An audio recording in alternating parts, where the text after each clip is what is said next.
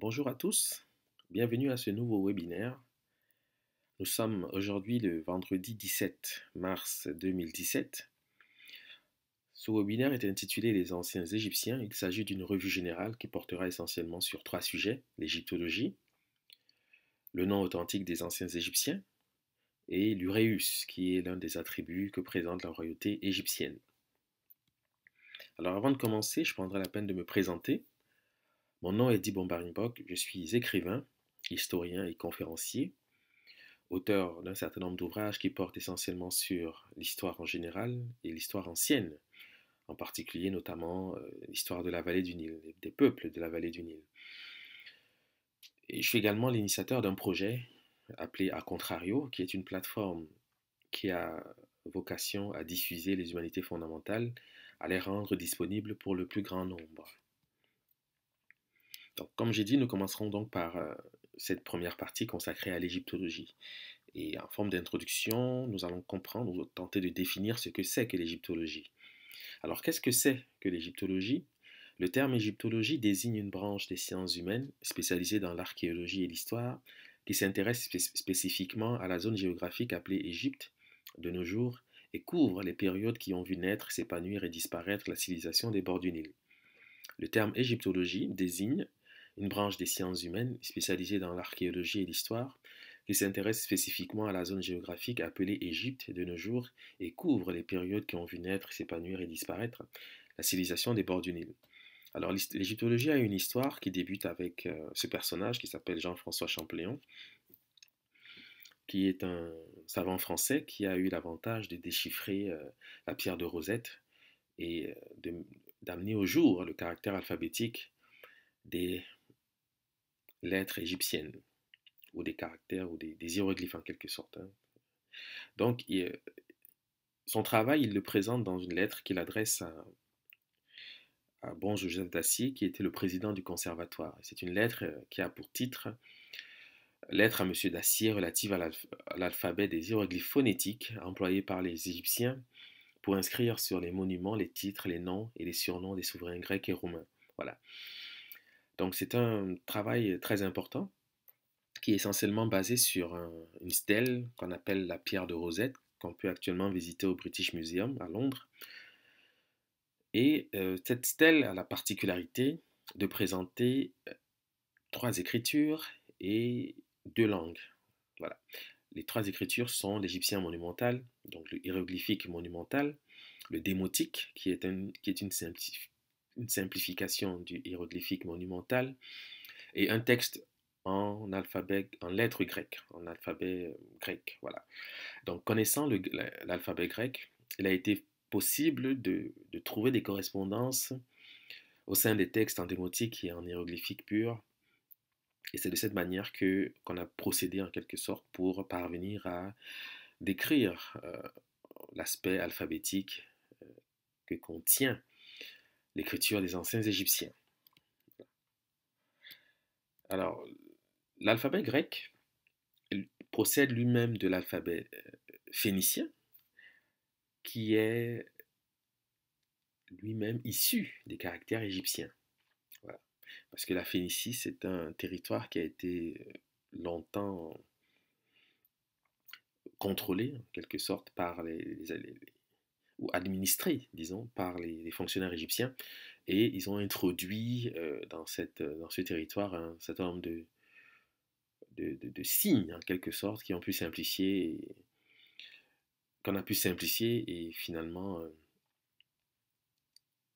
ont pu mener à l'élaboration de l'alphabet phénicien qui va donner donc naissance à l'alphabet grec, à l'alphabet hébreu, etc. Donc les peuples sémitiques, on peut le dire, ont essentiellement privilégié les caractères alphabétiques, des signes gravés, ce qui n'est pas tout à fait la même chose du point de vue des Égyptiens, comme on va le voir, car il faut considérer que cette écriture procède d'abord d'idéogrammes, et les idéogrammes renvoient à des concepts et des idées, donc c'est un peu plus complexe qu'une simple, j'allais dire, phonétisation basée sur un alphabétisme en quelque sorte. Mais le point important à retenir ici, c'est que l'alphabet grec procède de l'alphabet phénicien qui est lui-même issu des lettres égyptiennes, comme le rappelle d'ailleurs Sankoniaton, qui était un prêtre, on va dire un prêtre phénicien, qui témoigne de cela, puisqu'il dit que les lettres ont été portées en phénicie par Thoth, que c'est Thoth qui a initié l'alphabet chez les Phéniciens. Thoth n'est autre que le représentant de la science égyptienne, bien entendu. Donc voilà comment on peut l'alphabet naîtra, puisque l'alphabet grec, phénicien, etc., donne naissance à l'alphabet latin que nous connaissons et utilisons aujourd'hui. Et c'est un alphabet qui procède, je le rappelle, des caractères égyptiens. Alors dans la littérature, on trouve un auteur intéressant qui s'appelle Diodore de Sicile. C'est un historien grec, auteur d'une histoire universelle, bibliothécaire, qui est connu en latin sous le nom de Bibliotheca Historica, c'est-à-dire la bibliothèque historique. Et Diodore de Sicile a la particularité d'aborder la question des hiéroglyphes. En tout cas, il en fait un paragraphe dans lequel il tente de fournir l'intelligence de cette écriture. Et dans ce document, il dit la chose suivante à propos des hiéroglyphes. Pour ne rien omettre de ce qui peut servir à la connaissance de l'Antiquité, nous devons dire quelque chose des lettres éthiopiennes auxquelles les Égyptiens ont donné le nom d'hiéroglyphes. Ces lettres se composent de figures d'animaux, de membres du corps humain, d'instruments ou d'outils employés dans les arts, et ce n'est pas de la réunion des caractères ou des syllabes que résulte le discours écrit, mais de la signification métaphorique attachée aux objets dessinés, signification que l'exercice seul de la mémoire apprend à retenir. Pour ne rien omettre de ce qui peut servir à la connaissance de l'Antiquité, nous devons dire quelque chose des lettres éthiopiennes auxquelles les Égyptiens ont donné le nom d'hiéroglyphes.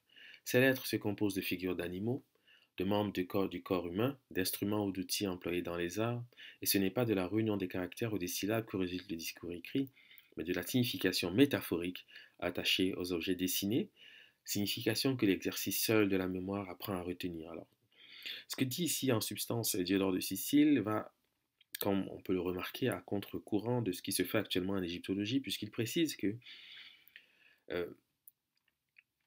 cette écriture ne procède pas d'un système alphabétique, hein, clairement, puisque les syllabes découlent d'un système alphabétique, et il dit que euh, l'intelligence de cette écriture n'est pas fondée sur une réunion des caractères ou des syllabes qui résulte du discours écrit, mais de la signification, et sur la signification métaphorique. Et on va voir tout à l'heure qu'est-ce qu'il entend par signification métaphorique. Donc c'est tout un aspect important qui a été délaissé en quelque sorte par l'égyptologie, qui a privilégié l'aspect phonétique ou alphabétique, puisque celle-ci s'inscrit, cet aspect, disons, s'inscrit à la suite des travaux de Champollion qui s'est orienté vers le phonétisme en quelque sorte.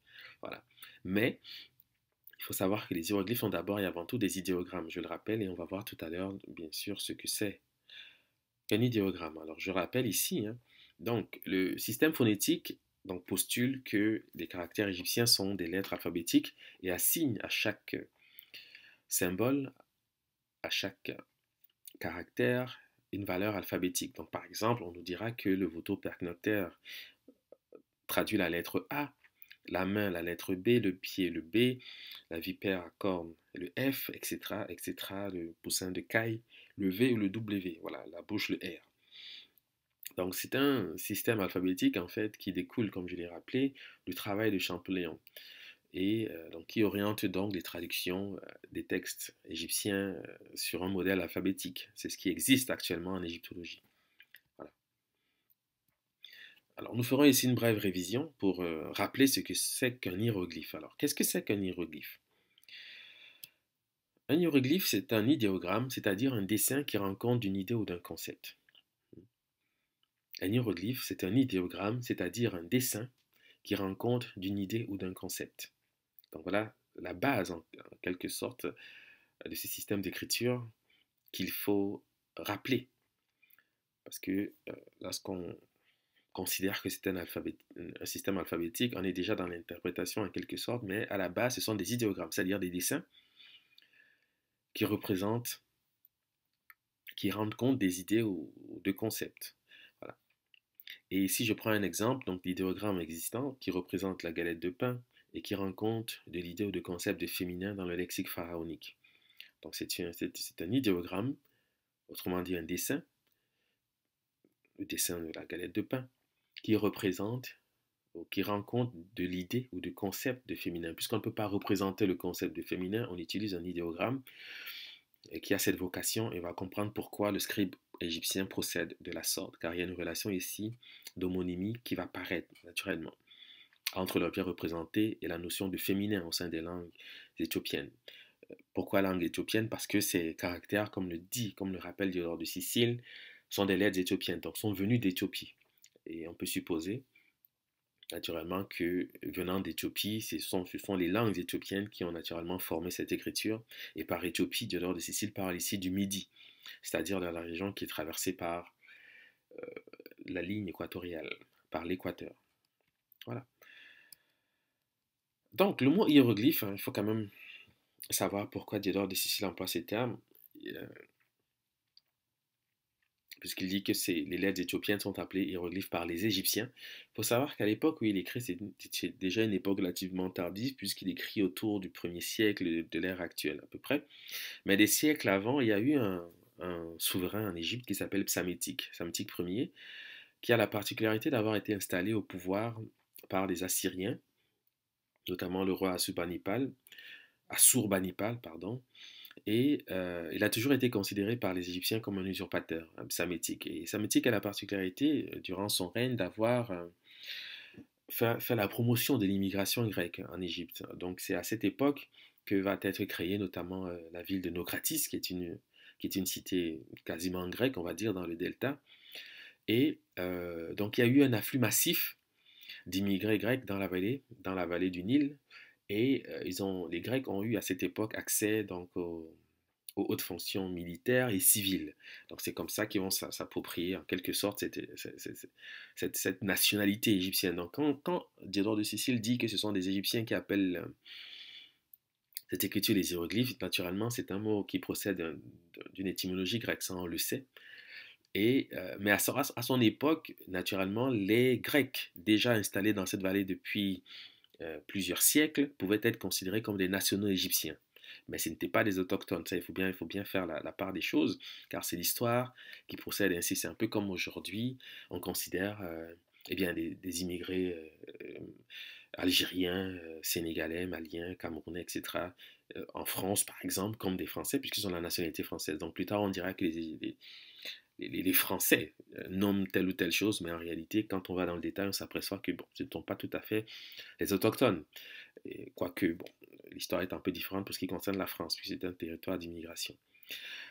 Mais voilà ce qu'on peut dire à propos de cette nuance portée dans le discours de Diodore de Sicile. Il est bien important de rappeler cela, et que tout ceci procède de l'histoire, initiée notamment par Psamétique, qui avait un problème de légitimité et qui a dû consolider son pouvoir avec l'aide des étrangers, notamment les Assyriens et puis les mercenaires grecs qui l'ont aidé à maintenir ce pouvoir et à combattre en fait le- les autochtones qui étaient basés dans le sud, notamment. C'est à cette époque aussi qu'on parle des pharaons nubiens, etc. Bon, en tout cas, c'est des choses qui existent. Je vous invite à vous documenter là-dessus. Et ça pourrait être intéressant d'avoir les détails sur cette question. Donc, Diodore de Sicile parle également de la métaphore. Ce qu'il faut savoir, c'est que la métaphore, dans le discours grec, déjà le mot métaphore signifie transport. Métaphora en grec signifie transport. Et ce terme apparaîtrait pour la première fois sur la plume d'Aristote, qui est un philosophe bien connu. La métaphore est le transport à une chose d'un nom qui en désigne une autre. Ça, c'est ce que dit donc Aristote. La métaphore, c'est le transport à une chose d'un nom qui en désigne une autre. Donc c'est ça la métaphore, et c'est dans cet esprit qu'il faut comprendre le terme métaphore employé chez Diodore de Sicile. Donc, la métaphore est le transport à une chose d'un nom qui en désigne une autre. Ok. Alors pourquoi doit-on utiliser les langues africaines? À cause de ce transport précisément qui peut s'illustrer de cette manière. J'ai pris l'exemple tout à l'heure de la galette de pain, donc il rend compte de l'idée ou du concept de féminin. Pourquoi? Parce qu'au sein des langues éthiopiennes, donc au sein des langues africaines d'une manière générale, les mots du pain sont également ceux du féminin ou de la femme. Ok. Par exemple, ici je prends l'exemple du proto-bantou kati pour dire pain. C'est le même proto-bantou pour la femme qui est kati. Exemple, Mali la umukati, le pain, le tini mukati, la femme, l'épouse. Le terme utile c'est kati, le umu, le mu sont des préfixes de classe. Donc il y a ici un transport qui s'opère de l'objet pain vers le concept féminin basé sur le nom que porte l'objet pain. Ok. Donc c'est parce que le pain porte le même nom que féminin en Chiluba. C'est Bukaji la femme, Mukaji, etc. Mukaji la femme, Bukaji le féminin, par exemple, en Chiluba. Donc c'est parce que les mots du pain sont les mots du féminin que le scribe s'autorise ce transport. Et c'est pour cette raison que Diodore de Sicile parle ici de métaphore. C'est dans cet esprit qu'il faut comprendre cela. Okay. Donc il ne s'agit pas de courir à l'alphabétisme comme on le propose actuellement en égyptologie, bien que cette démarche ait un intérêt, ça c'est une certitude, mais de considérer d'abord les hiéroglyphes pour ce qu'ils sont, c'est-à-dire des idéogrammes. Et s'ils sont des idéogrammes, c'est bien parce qu'ils rendent compte d'idées ou de concepts et non d'un alphabet quelconque. Donc ici, en égyptologie, on dira par exemple que cette galette de pain représente la lettre T. Pourtant, quand on dit Kati, on prononce le nom du féminin de la femme, et lorsqu'on dit T, bon, c'est un point d'interrogation. Donc vous voyez qu'on est déjà dans des considérations tardives. Hein. Il faut déjà prendre des choses pour ce qu'elles sont. À la base, autrement dit, des idéogrammes pour ce qui concerne cette écriture. Voilà. Alors, quelle langue parle le scribe égyptien? Si nous posons cette question, c'est parce que naturellement la métaphore procède du langage et non de l'alphabétisme. Pour relever une métaphore, il faut utiliser des mots, puisque c'est une figure de style fondée sur l'analogie, et l'analogie ne se décrit pas à partir d'un alphabet, mais à partir d'un vocabulaire. Donc pour approcher la métaphore, naturellement, il faut questionner la langue que parle le scribe. Et cette langue, on peut l'approcher, on peut la déduire d'une certaine manière à partir des témoignages de l'Antiquité, des auteurs de l'Antiquité. Ici, je reprends ce que dira Gaston Maspero, qui est un égyptologue français, euh, qui dit la chose suivante. Venait-il, donc en parlant des Égyptiens, du centre de l'Afrique ou de l'intérieur de l'Asie? Puisqu'à son époque, il y avait un débat qui consistait à s'interroger sur l'origine des Égyptiens. Certains y voyaient des Asiatiques, des populations venues d'Asie, d'autres des Africains. Voilà. Donc c'est un débat qui a existé à son époque, mais lui, il tranche là-dessus. Hein. Il tranche, son avis est fondé sur les témoignages de l'Antiquité et non sur des interprétations voilà, d'auteurs contemporains, en quelque sorte. Donc il dit, venait-il des Égyptiens du centre de l'Afrique ou de l'intérieur de l'Asie? Au témoignage presque unanime des historiens anciens, ils appartenaient à une race africaine qui, d'abord établie en Éthiopie sur le Nil moyen, serait graduellement descendue vers la mer en suivant le cours du fleuve. Il parle ici naturellement du fleuve Nil. Venait-il des Égyptiens du centre de l'Afrique ou de l'intérieur de l'Asie? Au témoignage presque unanime, en fait c'est unanime, parce qu'il n'y a pas de témoignage qui prétendent le contraire. Il faut bien comprendre que tous les auteurs de l'Antiquité donnent une origine claire et contextuelle aux Égyptiens. Ils disent tous qu'ils viennent d'Éthiopie. Il n'y a pas un auteur de l'Antiquité qui dit autre chose que cela, ça il faut bien le savoir. Mais bon, ça fait partie de la rhétorique. Donc on dira au témoignage presque unanime des historiens anciens, ils appartenaient à une race africaine qui, d'abord établie en Éthiopie sur le Nil moyen, serait graduellement descendue vers la mer en suivant le cours du fleuve, donc en l'occurrence le fleuve Nil. Voilà ce que dit donc Gaston Maspero. Et Jean-François Champollion a aussi perçu en quelque sorte l'intérêt de la langue pharaonique pour définir l'origine des Égyptiens, puisqu'il dit ceci, c'est par l'analyse raisonnée de la langue des pharaons que l'ethnographie décidera si la vieille population égyptienne fut d'origine asiatique ou bien si elle descendit avec le fleuve divinisé, en l'occurrence le Nil, des plateaux de l'Afrique centrale, qui est l'Éthiopie historique du point de vue des Grecs, bien entendu. Donc c'est par l'analyse raisonnée de la langue des pharaons que l'ethnographie décidera si la vieille population égyptienne fut d'origine asiatique ou bien si elle descendit avec le fleuve divinisé des plateaux de l'Afrique centrale. Voilà. C'est quand même important de rappeler que c'est une note de Jean-François Champollion, qui est en quelque sorte le père de l'égyptologie, c'est ainsi qu'il est considéré. Et c'est bien utile de rappeler qu'il considère dans son questionnement cette origine des plateaux de l'Afrique centrale, et on va voir en réalité que les caractères égyptiens ont beaucoup à voir, c'est le moins qu'on puisse dire, avec les langues parlées dans ces plateaux, ou sur ces plateaux de l'Afrique centrale. Voilà. Ok. Donc la partie 2, donc les Égyptiens. Si on rentre dans le vif du sujet, on va commencer donc par ce bout qui permet de décrire ce que c'est qu'un Égyptien. Alors dans le lexique pharaonique, on trouve l'Égyptien défini ainsi. Donc c'est une composition hiéroglyphique qui présente un ensemble de signes qui servent à désigner l'Égyptien dans le discours commun. Donc c'est une graphie qui est traduite par Égyptien dans le discours commun et elle est translittérée RMTW, donc lu. C'est un pluriel, parce qu'il y a les 3 traits du pluriel, donc lu, ré, mais tout. C'est une lecture conventionnelle et traduite dans le texte par l'égyptologue, traduit cette graphie par les Égyptiens. Voilà. Et on va voir en réalité à quoi elle renvoie, cette graphie. Voilà. Alors, nous allons commencer par l'étude de cette graphie. C'est une étude analytique que nous allons faire, c'est-à-dire une étude contextuelle, une étude analytique, qui n'est pas phonétique, parce que le phonétisme nous dira que cette graphie correspond à Remetu. Voilà, c'est comme ça que c'est lu. Et on verra que c'est un peu plus complexe que cela, car si on se fonde essentiellement sur l'aspect alphabétique euh, des caractères sacrés, nulle part on ne dit Remetu pour nommer l'être humain. L'Égyptien, bon, c'est encore une déduction parce que égyptien, c'est un terme que les Égyptiens eux-mêmes n'utilisaient pas. Donc vous voyez que c'est un peu... dans le contexte, bon, on l'admet parce que ce sont des conventions glytologiques, mais il faut être un peu plus strict que cela.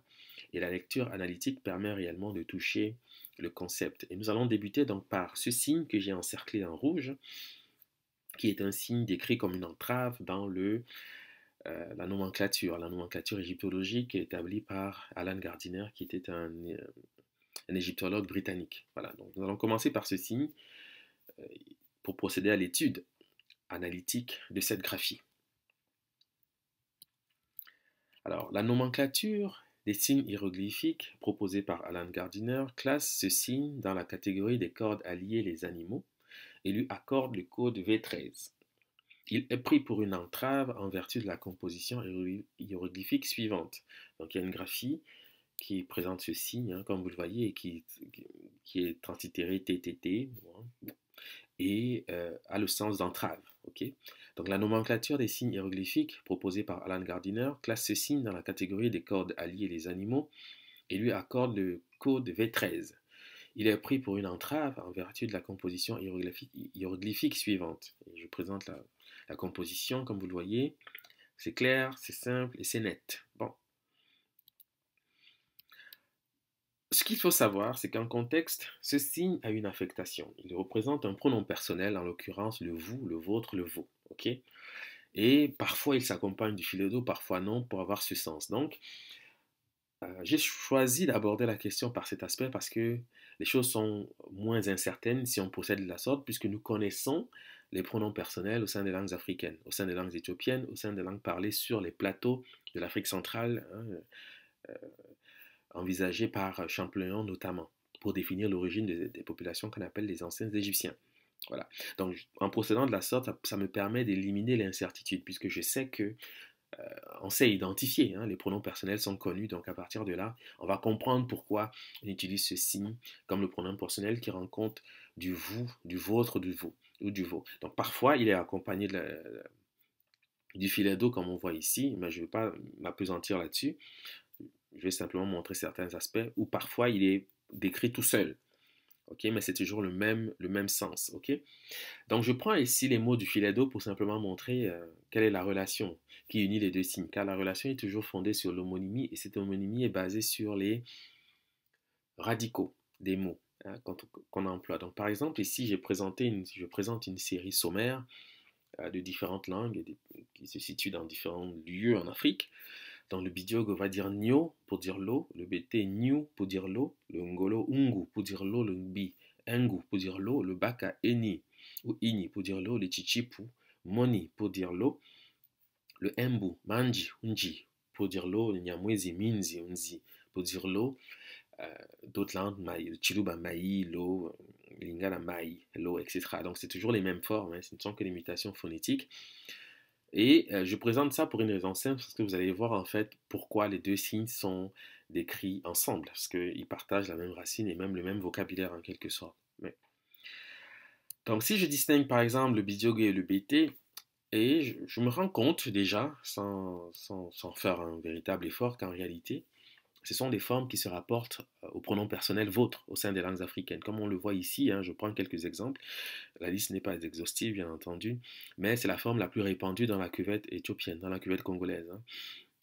Enyu, Ani, etc. pour dire vôtre. Voilà, il y a des mutations phonétiques, comme vous le voyez, mais c'est le même mot, il ne faut pas être impressionné. Le ga qui paraît ici, c'est une langue parlée du côté du Ghana, donc ça montre bien en fait l'étendue hein, de, de, de, de ce vocabulaire, et que ce vocabulaire en réalité, il s'illustre dans la plupart des langues parlées euh, en Afrique, au sud du Sahara. Donc le Makonde va dire Enu, vôtre, le Kisi Inu, vôtre, le Fipa Ivinu, vôtre, Damba Yenu, etc., etc., comme vous le voyez ici. Ce sont des formes que reprennent le Bidiogo avec Nio et le BT avec Niu pour dire l'eau. L'eau qui accompagne donc cette entrave en quelque sorte que j'ai présenté tout à l'heure. Mais c'est pour dire que en réalité, si on dit vôtre en fonction de cette graphie-ci,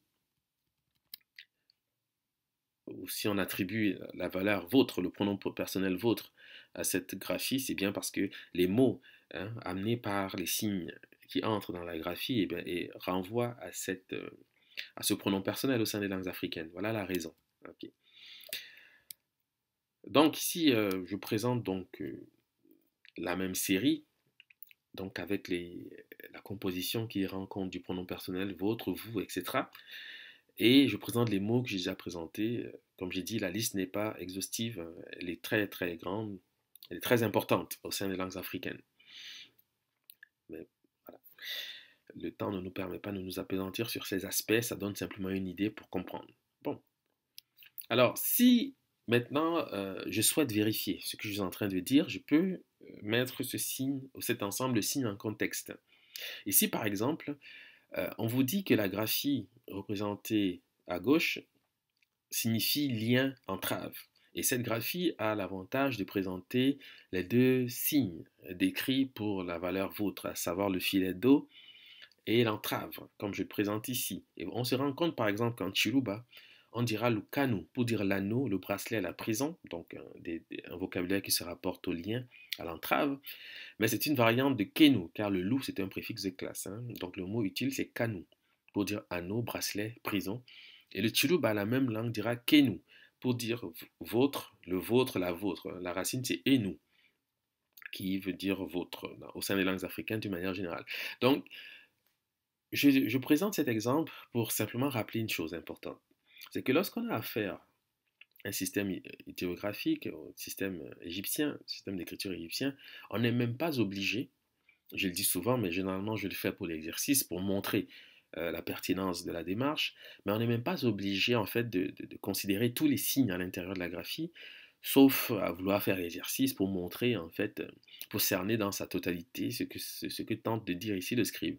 Mais il suffit d'identifier ce que j'appelle des identités remarquables, en l'occurrence ici l'entrave et le filet d'eau, qu'on sait se rapporter au vos, votre, vous, etc., au sein des langues africaines, donc du pronom personnel, pour lire la graphie. Okay, donc on met cet ensemble hiéroglyphique en relation avec le déterminatif qui représente une corde, un rouleau de cordes, et on lit la graphie de cette manière. Donc on n'est même pas obligé de considérer le, le roseau qui débute la graphie. On peut le faire parce que il vérifie les mêmes formes. Mais puisque je n'ai pas l'intention d'étudier aujourd'hui le roseau, je vous le dis, on peut se baser sur l'identité remarquable observée pour le pronom personnel vôtre et déduire la lecture, comme le montre ici le Chiluba. Okay, donc il n'est pas nécessaire dans la lecture textuelle de lire, de faire une relation d'homonymie avec tous les signes à l'intérieur d'une graphie, parce qu'il y a des graphies qui sont parfois très très longues. Donc il suffit d'identifier un ou deux signes, de mettre les deux signes, le signe, de mettre ces signes en relation avec le déterminatif et de poursuivre la lecture. Okay. C'est de cette manière qu'on peut procéder si on le souhaite aller plus vite. Mais si on veut cerner dans sa totalité une graphie, naturellement, il faut faire la relation avec tous les signes à l'intérieur de la graphie. ok? Et la galette de pain, ainsi qui paraît, indique le féminin, hein. C'est pour cette raison que je ne m'en préoccupe pas vraiment, parce que c'est la forme féminine. Mais il faut savoir que le Chiluba lira cette graphie, le Kanu, pour dire anneau, bracelet, prison, parce que c'est une variante de Kenu qui signifie vôtre, ce pronom personnel est rendu par le filet d'eau et l'entrave. Voilà. Si c'est clair, on avance. Je prends ici un autre exemple, donc le nom du soleil en égyptien pharaonique, c'est translittéré Iten pour dire soleil, disque solaire, ok? Et on trouve encore une fois les deux idéogrammes représentés, à savoir l'entrave et le filet d'eau, donc qui rend compte du pronom personnel votre, vous, vos, au sein du lexique pharaonique. Donc, cela signifie quoi? Ça signifie que ces mots-là, ces pronoms personnels sont censés rendre compte du nom du soleil. Ça, c'est clair. Il faut le savoir. C'est l'idée en arrière. C'est pour ça que le script s'autorise cette composition. Okay. Encore une fois, je laisse de côté le roseau car ce n'est pas l'objet de l'étude, vous allez comprendre. Mais si vous comprenez qu'il faut mettre cet ensemble identifié en relation avec le déterminatif pour lire la graphie, voilà, vous avez compris l'essentiel de ce que j'essaie de dire, en quelque sorte. Donc, pourquoi le script s'autorise cette composition? Eh bien, c'est tout simplement parce que, naturellement, je rappelle ce lien pour bien montrer que l'entrave et le lien en égyptien pharaonique présentent des idéogrammes identiques au nom du soleil, hormis les déterminatifs, ok? Comme on le voit ici. Okay. Ce n'est qu'une composition, les positions des signes changent, mais en réalité, il s'agit ici de considérer le vocabulaire. Et nous allons voir qu'en réalité, il y a une relation immédiate. Puisque j'ai dit que la racine pour Kenu en Chiluba, qui donne Kanu, donc le lien, l'entrave, la prison, etc., l'anneau, le bracelet, euh, la racine c'est Enu. Bon. Et on s'aperçoit effectivement que c'est une racine qui va rendre compte euh, des mots du soleil. Comme ici, je le montre par exemple avec le Chiluba dira donc Enu pour dire votre. Le Mkou va dire Moani pour dire votre. C'est une variante du Chiluba Enu pour dire votre. Le Ga va dire Nié pour dire votre. Or, les langues de la Koweït congolaise considèrent que c'est les mots considèrent cette forme pour désigner le soleil. Okay? C'est la raison pour laquelle le scribe s'autorise cette graphie et la traduit par soleil ou disque solaire. Parce qu'en Mbo, par exemple, langue parlée dans le domaine Manding ou au Cameroun, on va dire Eni pour dire le soleil, ou Eye pour dire le soleil. Le Beul, on va dire Enya pour dire le soleil. Ce sont des variantes de Enu, etc., de Enyenu, etc., pour dire votre.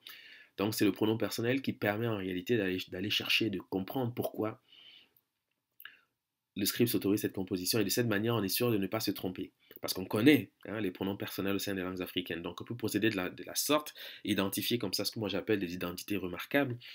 Et ça facilite grandement la lecture à ce moment-là, puisque on met l'ensemble de signes en relation avec les déterminatifs et on comprend pourquoi le script s'autorise cette forme. Donc voici les mots du soleil. La liste n'est pas exhaustive, bien entendu, mais permet déjà en fait de comprendre pourquoi nous avons ces relations. Voilà. Donc je prends un troisième exemple. Ici, c'est le nom du lait en égyptien pharaonique. Cette graphie est un peu différente puisqu'elle élimine la galette de pain. Elle élimine le filet d'eau. Et nous n'avons que l'entrave. Mais c'est pour montrer qu'en réalité, l'entrave contient déjà tout ce qui se rapporte au pronom personnel en question, qui est parfois illustré seulement par l'entrave sans le filet d'eau. Mais on va comprendre que si le script s'autorise cette composition, c'est bien parce que c'est une composition qui admet aussi les mots du pronom personnel vôtre du lexique pharaonique.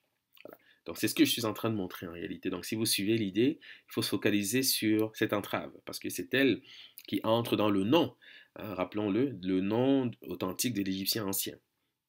C'est ce que nous sommes en train d'aller chercher et nous allons comprendre en réalité à quoi il se rapporte. Bon. Donc, je prendrai donc ici l'exemple du Chiluba Munia pour dire le soleil. La racine c'est Unya, une variante de Yenu pour dire votre dans d'autres langues, ou Enu pour dire votre même en Chiluba. Le Mka va dire Enya pour dire le soleil, mais le Njem, langue parlée au Cameroun, va dire Menia pour dire le lait. Okay. Donc on voit bien ici La relation entre le Chiluba Munya, soleil, et le Njem, Menya, pour dire le lait. Donc, euh, il suffit, comme je le dis, d'identifier un seul signe. Hein. Ici, en l'occurrence, l'entrave, de mettre l'entrave en relation avec le déterminatif, car c'est le déterminatif qui est le souverain du mot, qui donne le thème de la graphie. Voilà. Donc, quand on fait cette relation, on a déjà lu la graphie, on peut passer à la graphie suivante. Donc, c'est comme ça qu'on procède à la lecture, fondée sur les langues africaines. Quelque sorte, on n'est pas obligé de faire tout l'exercice. Il est intéressant pour saisir le concept lait en égyptien pharaonique, mais on peut se limiter à l'identification d'un ou deux signes et passer à la lecture, à la graphie suivante dans un registre contextuel, quand on est en train de lire un texte, par exemple. Okay. Donc c'est comme ça qu'il faut procéder. Donc le Ndjem va dire menia pour dire le lait, le kondime, menia pour dire le lait, mais le kondime dit aussi menyang pour dire le lait. Okay. Donc c'est une variante, une mutation ici admise. Et vous allez comprendre quelque chose d'essentiel à partir de cette mutation. Donc, on dit menya, le lait, ou menyang, le lait en condimé. Le chiwa va dire menyang, le lait. Le bassa, magnon, le lait maternel, le lait de vache, le lait de mammifère. Le mokpe, manyongo. Vous voyez, donc les mutations arrivent de cette manière. Ok. Et il faut savoir que c'est toujours le même mot. Quoi qu'il paraisse ici différent, ce n'est qu'une apparence. En réalité, c'est le même mot fondé sur enya. Ok. Donc, le mokpe va dire manyongo, le lait. Le biquet, les menyang, le lait, le boulou. Le bouli, magning, le lait, le douala, manyongo, le lait, le fang, menyang, le lait, les tonnes, menyang, le lait, etc., etc., etc. Donc c'est comme ça que la lecture se fait. C'est comme ça que la relation entre les mots du soleil, ici illustrés, et qui intègrent l'entrave, rejoignent les mots du lait qui présentent la même entrave. Donc ça permet de valider la lecture en quelque sorte, car la relation ici, c'est une relation fondée sur l'homonymie, établie sur les radicaux. Voilà. Ok. Donc, mutation phonétique. Quand j'ai présenté la liste, naturellement, j'ai dit qu'elle n'était pas exhaustive. Lorsqu'on parle du pronom personnel vous, votre, etc., je présente ici le douala, les formes admises par le douala, donc c'est agnew. Mais on voit que le douala magnou, par exemple, c'est une variante du bassa magnon, le lait. Okay. En bassa, on va dire nang, nang, minang, linang, manang, etc. Pour dire le lait, c'est les variantes de menyang, le lait, etc. Donc il y a toujours une relation. Hein. Ça, je vous invite à vous orienter vers ces formes, à identifier ce qu'on appelle les identités remarquables, en tout cas. Euh, Mes ouvrages peuvent aider, parce que dans mes ouvrages, je présente ces identités remarquables. Ça permet de faciliter grandement la lecture, puisque sur cette base, on est sûr de ne pas se tromper, puisqu'on connaît les pronoms personnels, on les connaît. Donc à partir de là, on est capable d'avoir une lecture juste. Et de toute manière, vous allez voir, à force d'exercice, vous comprendrez qu'il y a une logique en arrière et que c'est bien ça. C'est bien cela que le scribe est en train de rechercher. C'est ce qu'il fait hein, dans son travail. Donc ici sont des formes alternatives qui existent, hein, différentes de Enyu, que j'ai présenté par ailleurs, mais euh, les différences en fait sont apparentes parce qu'en réalité c'est le même terme, puisque quand le douala dit Yanu, Yanyu, pour dire vous, votre, le vôtre, et que par ailleurs d'autres langues diront Yenu, pour dire votre, etc., ben, c'est toujours des mutations phonétiques, mais on voit ici euh, le radical ang, qui est sollicité et qui est apporté par le condimé, notamment Menyang. Menyang ici, donc on dit Menyang, le lait, ou Menyang, le lait. Okay, c'est le même terme. Mais on voit ici, ces formes se justifient pour ces motifs-ci. Parce que les pronoms personnels, votre, vous, vos, au sein des langues africaines, admettent ces formes. Voilà. Donc, ça nous amène donc à une première conclusion, parce que quand on vous dit que ces signes représentent l'entrave, eh bien, il faut savoir que c'est effectivement le cas. Je prends l'exemple du bassa, par exemple, qui va dire hang pour dire attaché, kang pour dire attaché, noué, hanga pour dire la prison, hang ou hyang pour dire le bracelet. Okay. Donc, et c'est cette forme, c'est cette racine hein, que je distingue en gras ici, qui permet d'illustrer le signe en question. On va le vérifier par la suite, mais je le dis déjà comme ça. Pour ce qui concerne la langue bassa, en tous les cas, car c'est un exercice que j'ai accompli quand même, et on est relativement sûr sur ce point. Pour ce qui concerne la langue bassa, le signe ici décrit renvoie au radical ang, qui se rapporte au fait d'attacher, de nouer, voilà, la prison au bracelet au sein des langues africaines. Et ce signe ici illustré, représente cette, ce phonème, hang. Pour ce qui concerne la langue bassa, j'insiste. Ok. Je reprends ici donc les formes déjà présentées pour montrer pourquoi euh, je m'autorise cette relation, pour ce qui concerne la langue bassa, d'associer l'entrave au phonème ang. C'est parce que le même phonème rencontre des mots du soleil. Hein. Tout à l'heure, on a vu les formes munya, etc. Mais ce n'est jamais exhaustif, parce qu'il faut savoir que l'écriture hiéroglyphique a une vocation universelle. Elle est censée rendre compte du parler de tous les peuples, précisément des peuples éthiopiens en l'occurrence. Mais les langues éthiopiennes sont au fondement du langage, puisque ce sont manifestement les premiers peuples aussi qui ont vécu sur la terre. Donc il n'y a pas un langage qui échappe aux langues éthiopiennes, ça il faut le savoir. C'est pour cette raison que l'aspect universel des hiéroglyphes est est remarquable. Hein. Lorsqu'on on travaille avec les langues, on s'aperçoit que les langues africaines ont réellement sont présentes, hein, notamment en latin. Les radicaux de latin travaillent beaucoup, tournent beaucoup autour des radicaux des langues dites bantoues notamment, mais pas seulement. Ok, ça c'est des choses qui existent et qui sont vérifiables.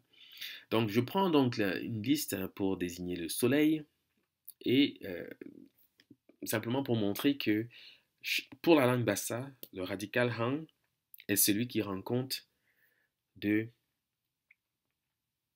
de cette entrave, hein, du lexique pharaonique. Donc, par exemple, en Kuba, on va dire itang pour dire le soleil. On voit bien que ben, c'est différent de la forme aigné. Mais il faut savoir que dans le fond, la différence n'est qu'apparente, car la même graphie rend compte des deux formes. Aigné, soleil, ou Enya, soleil, et Itang, le soleil.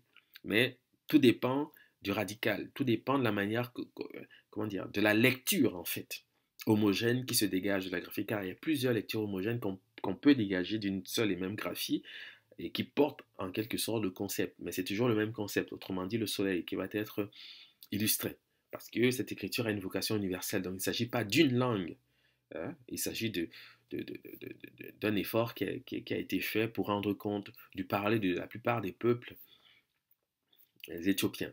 Voilà l'effort, voilà le caractère. C'est cet aspect qui donne à cette écriture un caractère divin, en quelque sorte.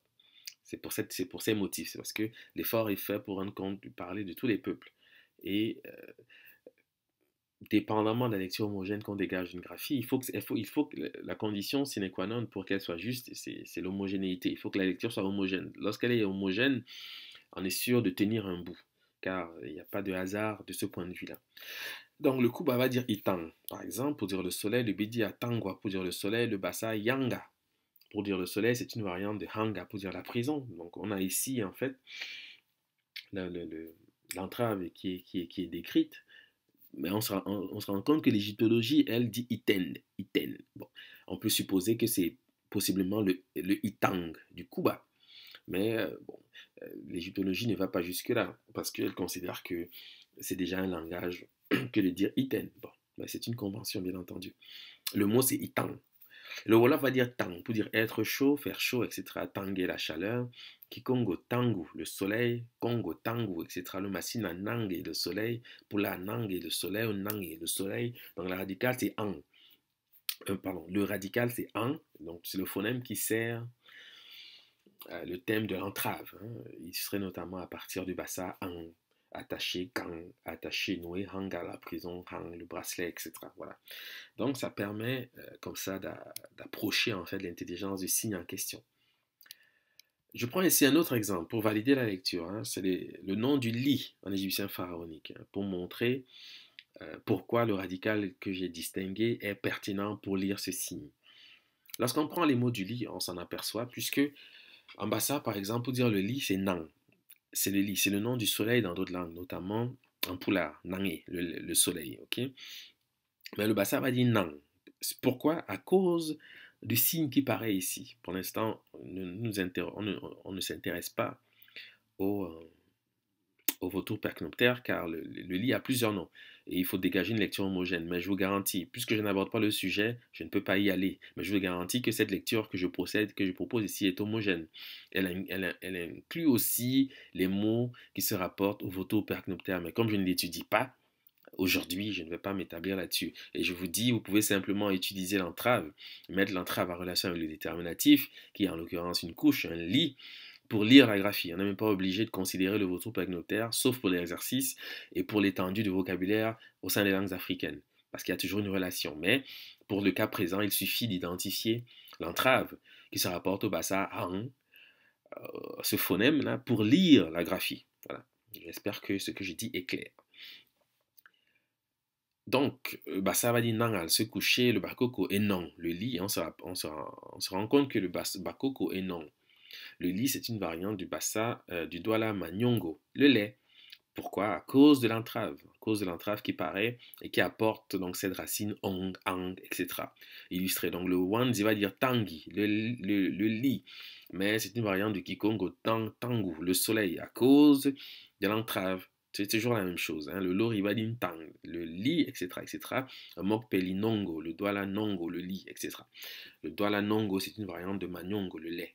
Okay. Donc, c'est une relation d'homonymie hein, fondée sur le radical qui est ang pour ce qui concerne la langue bassa, mais je sais que ce n'est pas seulement la langue bassa qui porte ce radical, mais pour l'étude que j'ai conduite, je voulais m'assurer réellement, euh, et pour approcher une certitude, j'ai dû donc travailler avec la langue bassa pour cerner toutes les possibilités. C'est ce qui me permet en fait d'assumer le fait que cette entrave hein, représente le phonème an de la langue bassa. Ça, c'est clair. Quand vous ferez vos exercices, considérez ce que je suis en train de dire, vous verrez que c'est tout à fait cela. Un autre exemple ici, hein, qui inclut toujours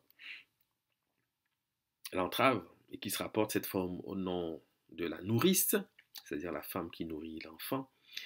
Et nous prendrons donc les mots de la mère, et c'est encore la même chose au sein des langues africaines. Hein. Le Shiva va dire nyong, la mère, le bassa, nyang, la mère, ou ini, la mère, tezu ana, la mère, bekele nyong, la mère, fang nyang, la mère, etc., bangi, nyango, la mère, et c'est une variante de tangu, le soleil, etc. C'est toujours la même chose. Hein. Il faut savoir que si les langues africaines s'autorisent cette lecture, ce vocabulaire, et que l'Égyptien pharaonique rend compte de ce vocabulaire avec l'entrave, c'est bien parce que le radical homogène distingué, c'est ang, qui signifie attaché, noué, notamment en langue bassa. Mais pas seulement. Vous pourriez vérifier pour d'autres langues, mais pour ce qui concerne la langue bassa, c'est une certitude, c'est bien cela. Car on voit ici que le bassa nyang, mais est une variante de nang, pour dire le lit. Okay. Donc il y a une relation. Et cette relation est fondée sur le signe en question que nous sommes en train de décrire ici. Okay. Donc il suffit de le mettre en relation avec le déterminatif qui représente ici la femme qui donne le sein à l'enfant pour s'assurer de la lecture homogène de la graphie. On n'est pas obligé de considérer ni le roseau, ni le vautour percnuptaire, on peut le faire. Car si je fais l'exercice, pour ce qui concerne la notion de nourrice en égyptien pharaonique, je vais le faire. Mais pour le cas présent, puisque l'étude porte essentiellement sur cette entrave qui va nous permettre de définir ce que c'est qu'un Égyptien, du point de vue des Égyptiens eux-mêmes, eh bien, voilà, ce serait long et puis ce serait des digressions infinies que d'aller dans tous les sens. Donc ça ne servirait pas cette présentation, ça ne servirait pas le webinaire. Voilà, donc, si ceci est clair, on peut procéder. Et on s'aperçoit ici d'une chose étonnante, hein, c'est que la composition qui représente ici la bouche et l'entrave paraît aussi dans la définition de la notion de divinité en égyptien pharaonique. Hein, c'est translittéré néther comme on le voit ici, et on retrouve la même composition dans les mots du lait. Cela veut dire quoi? Cela veut dire que certaines langues en Afrique, parce que je l'ai dit d'une manière certaine, hein, ce ne sont pas des suppositions, c'est des certitudes que j'avance ici. Certaines langues en Afrique utilisent les mots du lait pour définir la divinité. Hein, parce qu'autrement, le scribe égyptien ne peut pas s'autoriser cette composition. Parce que s'il le fait, c'est parce qu'il sait très bien que les radicaux qu'il va chercher ici, pour nommer la divinité et le lait, sont les mêmes dans les deux cas. Donc dans les langues africaines, on trouvera le même radical pour nommer d'une part la divinité et d'autre part le lait. Okay. Et cela peut s'illustrer de cette manière. Je prends l'exemple donc du lait déjà rappelé en Chiwa, Menyang, le lait, Bassa, Magnon, le lait, Douala, Manyongo, le lait, Bikele, Menyang, le lait. Je prends les mots de la divinité, notamment ici, qui illustrés par l'étendard, en Bassa, Nyong, c'est le drapeau. Hein, c'est une variante de Magnon, le lait, vous comprenez? Voilà pourquoi il s'autorise cette composition. Parce qu'il sait très bien que quand il va dire Nyon, le drapeau, et Magnon, le lait, il est dans le même registre, le même vocabulaire qu'il va solliciter. Voilà pourquoi il s'autorise cette composition. En là, on dit Dibato la Nyungu, pour dire le drapeau. Dibato, c'est le tissu Nyungu, c'est l'arc-en-ciel, c'est bon, c'est des choses très importantes. Hein. Mais Nungu, c'est le nom de la divinité dans la plupart des langues congolaises. Ok, la plupart des langues éthiopiennes, hein, Mungu, Nungu, Nongo, etc. C'est, parfois on dit Murungu, Mulungu, etc. C'est un thème qui se rapporte à la divinité. Voilà pourquoi cette composition translittéraire en égyptologie se rapporte à la divinité. Hein. Elle se lit Nyung, Nyungu, parce qu'en bas ça, Nyung, c'est le drapeau, et Nyungu, Nyung, Nungu, c'est Dieu dans ma vie, mais pas seulement, la plupart des langues dites congolaises, c'est de cela qu'il s'agit. Okay. Donc voilà la relation, c'est ce que je voulais montrer. C'est ce que je veux montrer ici parce que c'est important de comprendre comment fonctionne cette écriture et comprendre que ce n'est pas seulement une écriture fondée sur l'alphabétisme. L'alphabétisme, c'est bien pour le grec qui veut comprendre ce que disent les Égyptiens. Voilà pourquoi ils vont simplifier, vont faire la pierre de Rosette, etc. Mais d'un point de vue éthiopien, il est préférable de s'orienter vers les idéogrammes car ça permet de révéler la pensée symbolique des Égyptiens pharaoniques, de l'Égyptien ancien. C'est ça qui est intéressant. Il ne s'agit pas simplement de dire Irt pour dire qu'on a dû, que ça désigne le lait. Dans aucune langue dans le monde, Irt, c'est le lait. Mais pourtant, on s'autorise ça en égyptologie parce que c'est une convention. Et certains s'en satisfassent et en font des débats infinis. Ils ne comprennent pas la logique que nous tentons d'amener, à savoir de considérer les idéogrammes. Ils ne comprennent pas. Bon, c'est comme ça. C'est bien dommage. Bon, donc, et on s'aperçoit, hein, parce que si vous êtes attentif, vous avez vu, vous êtes censé avoir compris qu'en réalité, j'ai déjà lu cette graphie. Ok? Parce que la composition ci, hein, qui présente la bouche, donc le signe D21, décrit comme une bouche, mais c'est pas seulement une bouche, on va le voir, hein, c'est des choses beaucoup plus complexes, ça rapporte à l'ouverture d'une manière générale. Donc c'est pas seulement la bouche, bien que ce soit un signe qui admette l'idée de bouche, mais c'est pas seulement une bouche, hein, c'est l'orifice, l'entrée, l'ouverture, c'est les mots qui se rapportent à ces aspects-là. On va le voir. Donc, si vous êtes attentif, vous remarquerez donc que la graphie translittérée Remetu, en égyptologie, admet la composition déjà définie pour le lait et pour la divinité. Autrement dit, l'entrave et la bouche. Hein. Je présente bien la graphie ici. Okay? Donc pour le lait, nous avons la forme qui paraît, la bouche, l'entrave. Pour la notion de Dieu, le divin, la même chose. Et cela revient aussi pour ce qui pour l'idée, pour la graphie qui distingue la nationalité égyptienne, donc l'égyptien ancien. C'est comme ça qu'il se nomme lui-même. Hein, ce sont des graphies qui procèdent des tombeaux, donc ce sont des choses authentiques hein, en réalité. Et je vais quand même décrire rapidement aussi ce que vous avez sous les yeux. Okay? La graphie de gauche présente un signe en particulier, c'est une simplification de l'homme qui précède le sémantème de la divinité dans la graphie de droite. En fait, c'est la même graphie, mais présentée différemment. Donc, ne soyez pas impressionnés parce que vous voyez un signe que vous ne reconnaissez pas. C'est un homme qui est assis et ils ont simplement simplifié le dessin de cette manière. Et la particularité avec le nom des Égyptiens, c'est qu'il inclut donc les sémantèmes de la divinité, ce qui pourrait laisser croire que les Égyptiens se percevaient comme des dieux. Car il faut savoir que le sémantème de la divinité s'y se rapporte à la royauté et à la divinité, bien entendu. Mais il y a une raison à ça, parce que si vous êtes attentif, vous avez vu que le nom de la divinité en égyptien pharaonique inclut la bouche et l'entrave. Donc ils ne le font pas en vain. Et quand vous regardez le tableau des races, entre guillemets, décrit par Champollion, notamment, lorsqu'il visitait les tombeaux, notamment le tombeau de Séti Ier,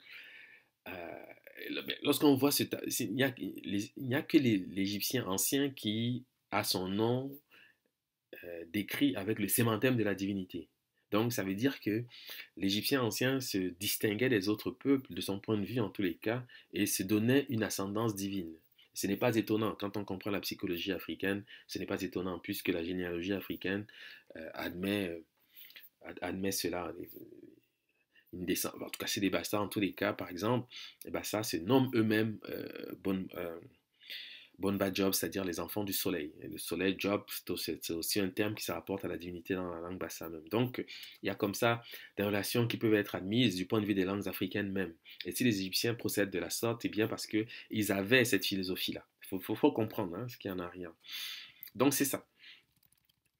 Alors, je rappelle, je l'ai dit, donc ici, je simplifie la graphie pour dire égyptien, être humain. C'est comme ça que l'ancien égyptien procède avec la graphie de gauche. Donc, on dessine la bouche pardon, on dessine l'entrave et puis le personnage qui est le déterminatif, qu'on traduit par soit égyptien, soit être humain. Et je présente aussi la graphie qui rend compte du lait pour simplement rappeler que la composition bouche-entrave entre aussi dans le nom du lait. Cela permet d'aboutir à une première conclusion, d'après ce que disent les graphies. Si on se base sur les graphies et non sans forme d'interprétation, on s'aperçoit d'une chose. Par exemple, en Chiwa, on va dire Menyang pour dire le lait. En Bassa, Manyung pour dire le lait maternel. Mais en Bassa, Manyung signifie aussi frère, fils de ma mère. En Bassa, Manyang, variante de Menyang, qui est le lait.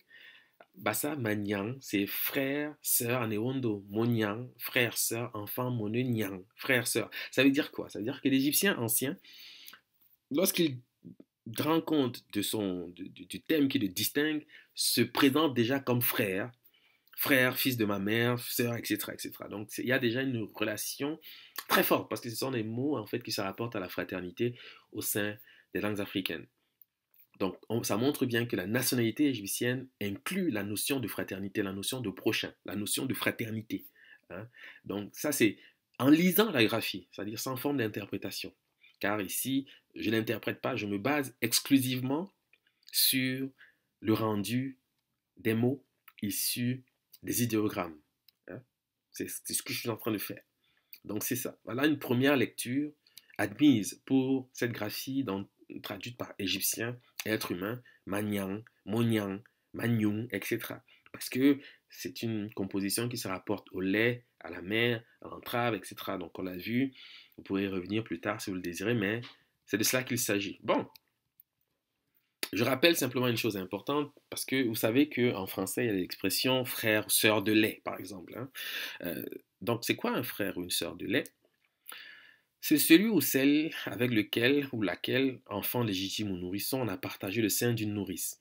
Parce qu'il faut savoir que, de ce point de vue-là, on peut considérer que les Égyptiens se regardaient comme ayant une mère unique, une même mère.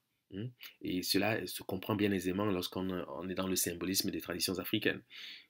Il faut le savoir. Et naturellement, il ne faut pas perdre de vue que l'Égypte fonde ses institutions sur Maat, qui est un concept très intrinsèquement lié à la notion de maternité. Je n'ai pas le temps de m'appesantir sur ces aspects aujourd'hui, mais je pourrais y revenir. Mais c'est de cela qu'il s'agit. Donc quand les langues africaines se définissent de cette manière, ou les mots paraissent de cette manière, c'est bien parce qu'en arrière, il y a toute une philosophie. C'est pas simplement pour faire bon, on est frères et tout, non. C'est parce qu'il y a une philosophie qui soutient cela. Et l'Égyptien pharaonique voyait son compatriote comme son frère. Ça, c'est une certitude, c'est clair, puisque les mots même le permettent de le révéler d'une manière tout à fait claire, nette et précise. Voilà. Donc, maintenant, on va lire la graphie comme cela devait se faire d'une manière tout à fait courante, bien que la lecture Magnon soit admise. On observe une chose importante. En Kinyarwanda, par exemple, on va dire agneau pour dire vôtre. Et je rappelle que ce pronom personnel est porté par l'entrave. Mais enfant, on va dire agneau pour dire la bouche, l'orifice, l'entrée. C'est une notion qui est portée par la bouche, décrite ici. Le bassa va dire nio, bouche, lewe, nous, la bouche. Pour ne citer que ces exemples, ce sont des formes récurrentes au sein des langues africaines, vous le savez, je le sais, donc pas la peine de mettre plus de mots que cela, ça ne ferait qu'allonger la communication inutilement. Et j'ai dit que la relation qui unit les signes au sein d'une même graphie, c'est l'homonymie. Donc, quand j'observe ceci, que le Kinyarwanda va dire dit agneau pour dire vôtre, porté par l'entrave, et le Fang dit agneau, le même mot, pour dire la bouche, je sais que je suis dans une lecture homogène et je sais que j'ai déjà lu la graphie. Pourquoi? Parce qu'au au sein des langues africaines, nous signifie être humain. Voilà pourquoi on traduit cette graphie par être humain. Égyptien, je vous conseille de l'éliminer parce que c'est un terme qui ne se rapporte à rien d'objectif pour ce qui concerne l'ancien égyptien. Parce que c'est un mot qu'il ignorait lui-même. Donc quand on dit égyptien, on est un peu dans l'égyptologie, certes, mais cela n'a pas de pertinence d'un point de vue endogène, si on est dans la pensée du scribe. Mais être humain, oui. Donc par exemple, ici, les langues africaines vont dire mounou pour dire être humain. Mounou. En Chilouba, on va dire muntu pour dire être humain. Le nous devient tout, hein, pour dire être humain. Ok, donc on dit nous, être humain, untu, être humain. Donc par exemple, manda munu, être humain. En Chilouba, muntu, être humain. Donc c'est comme ça que se lit cette graphie.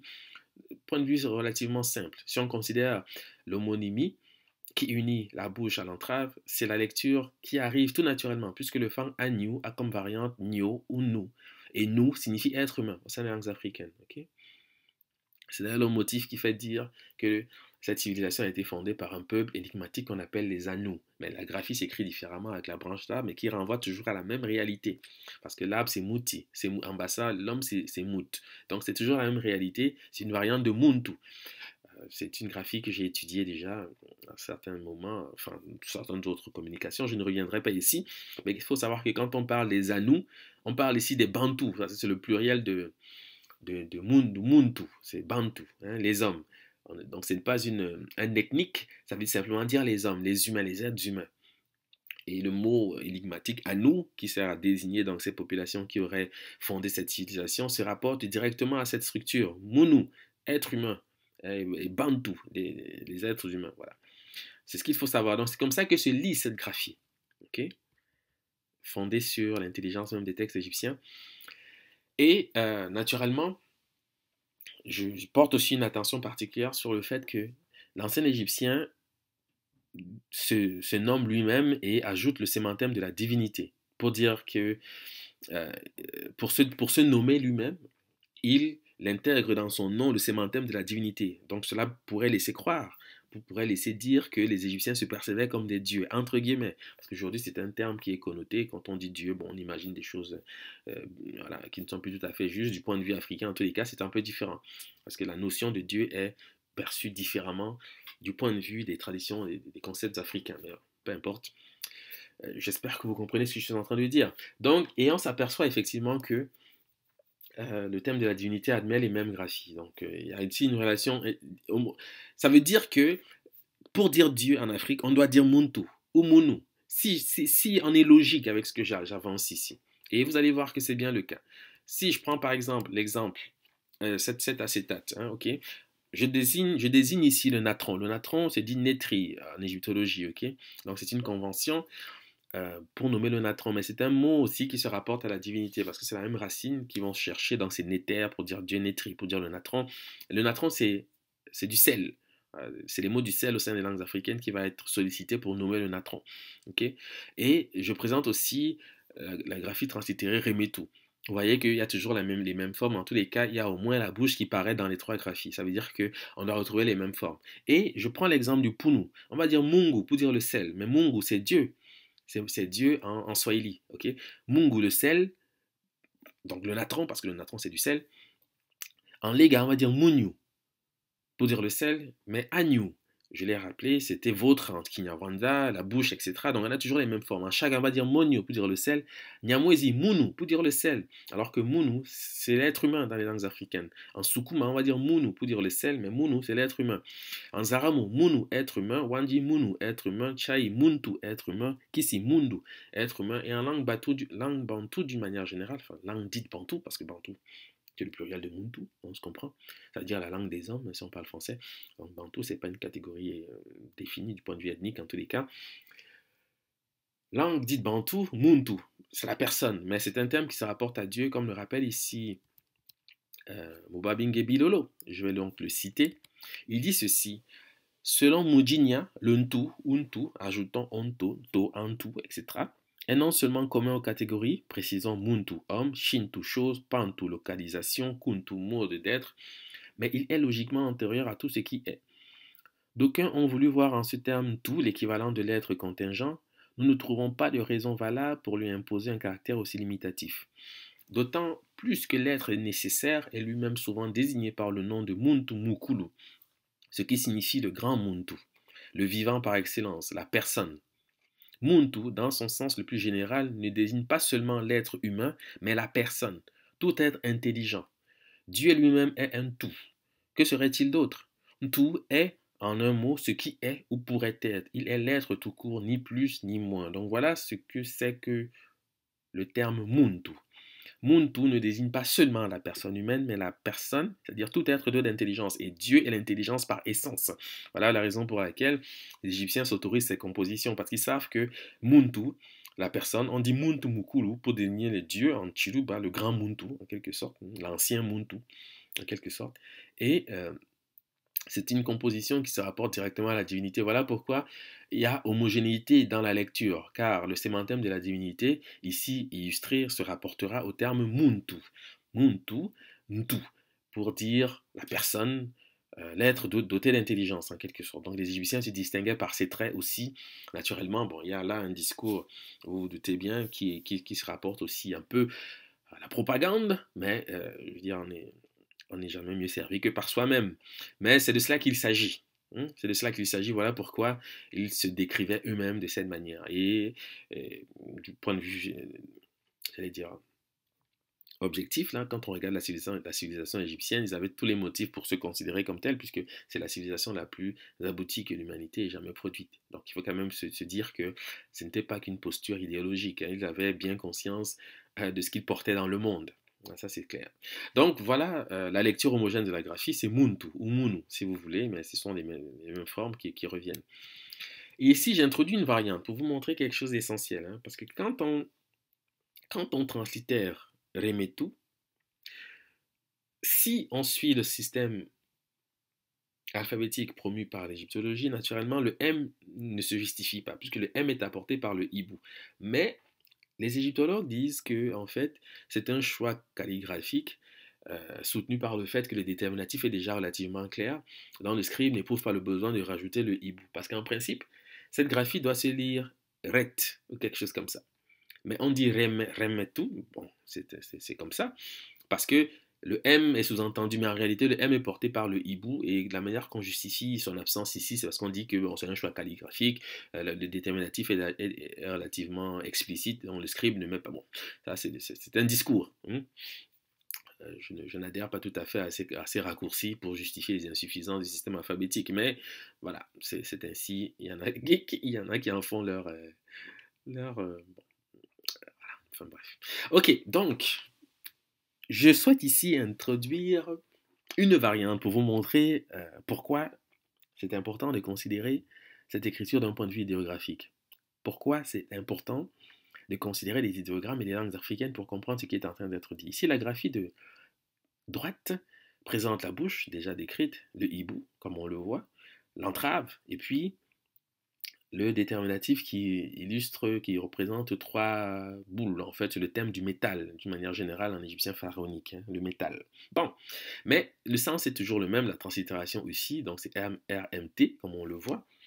Et la traduction, c'est homme, être humain, comme on le voit. Donc ça, c'est la graphie numéro 2. La graphie numéro 1, on vient de le voir. Alors, on va comprendre pourquoi le scribe s'autorise cette composition seconde, à savoir la bouche, le hibou, l'entrave et le déterminatif, donc le métal. Bon.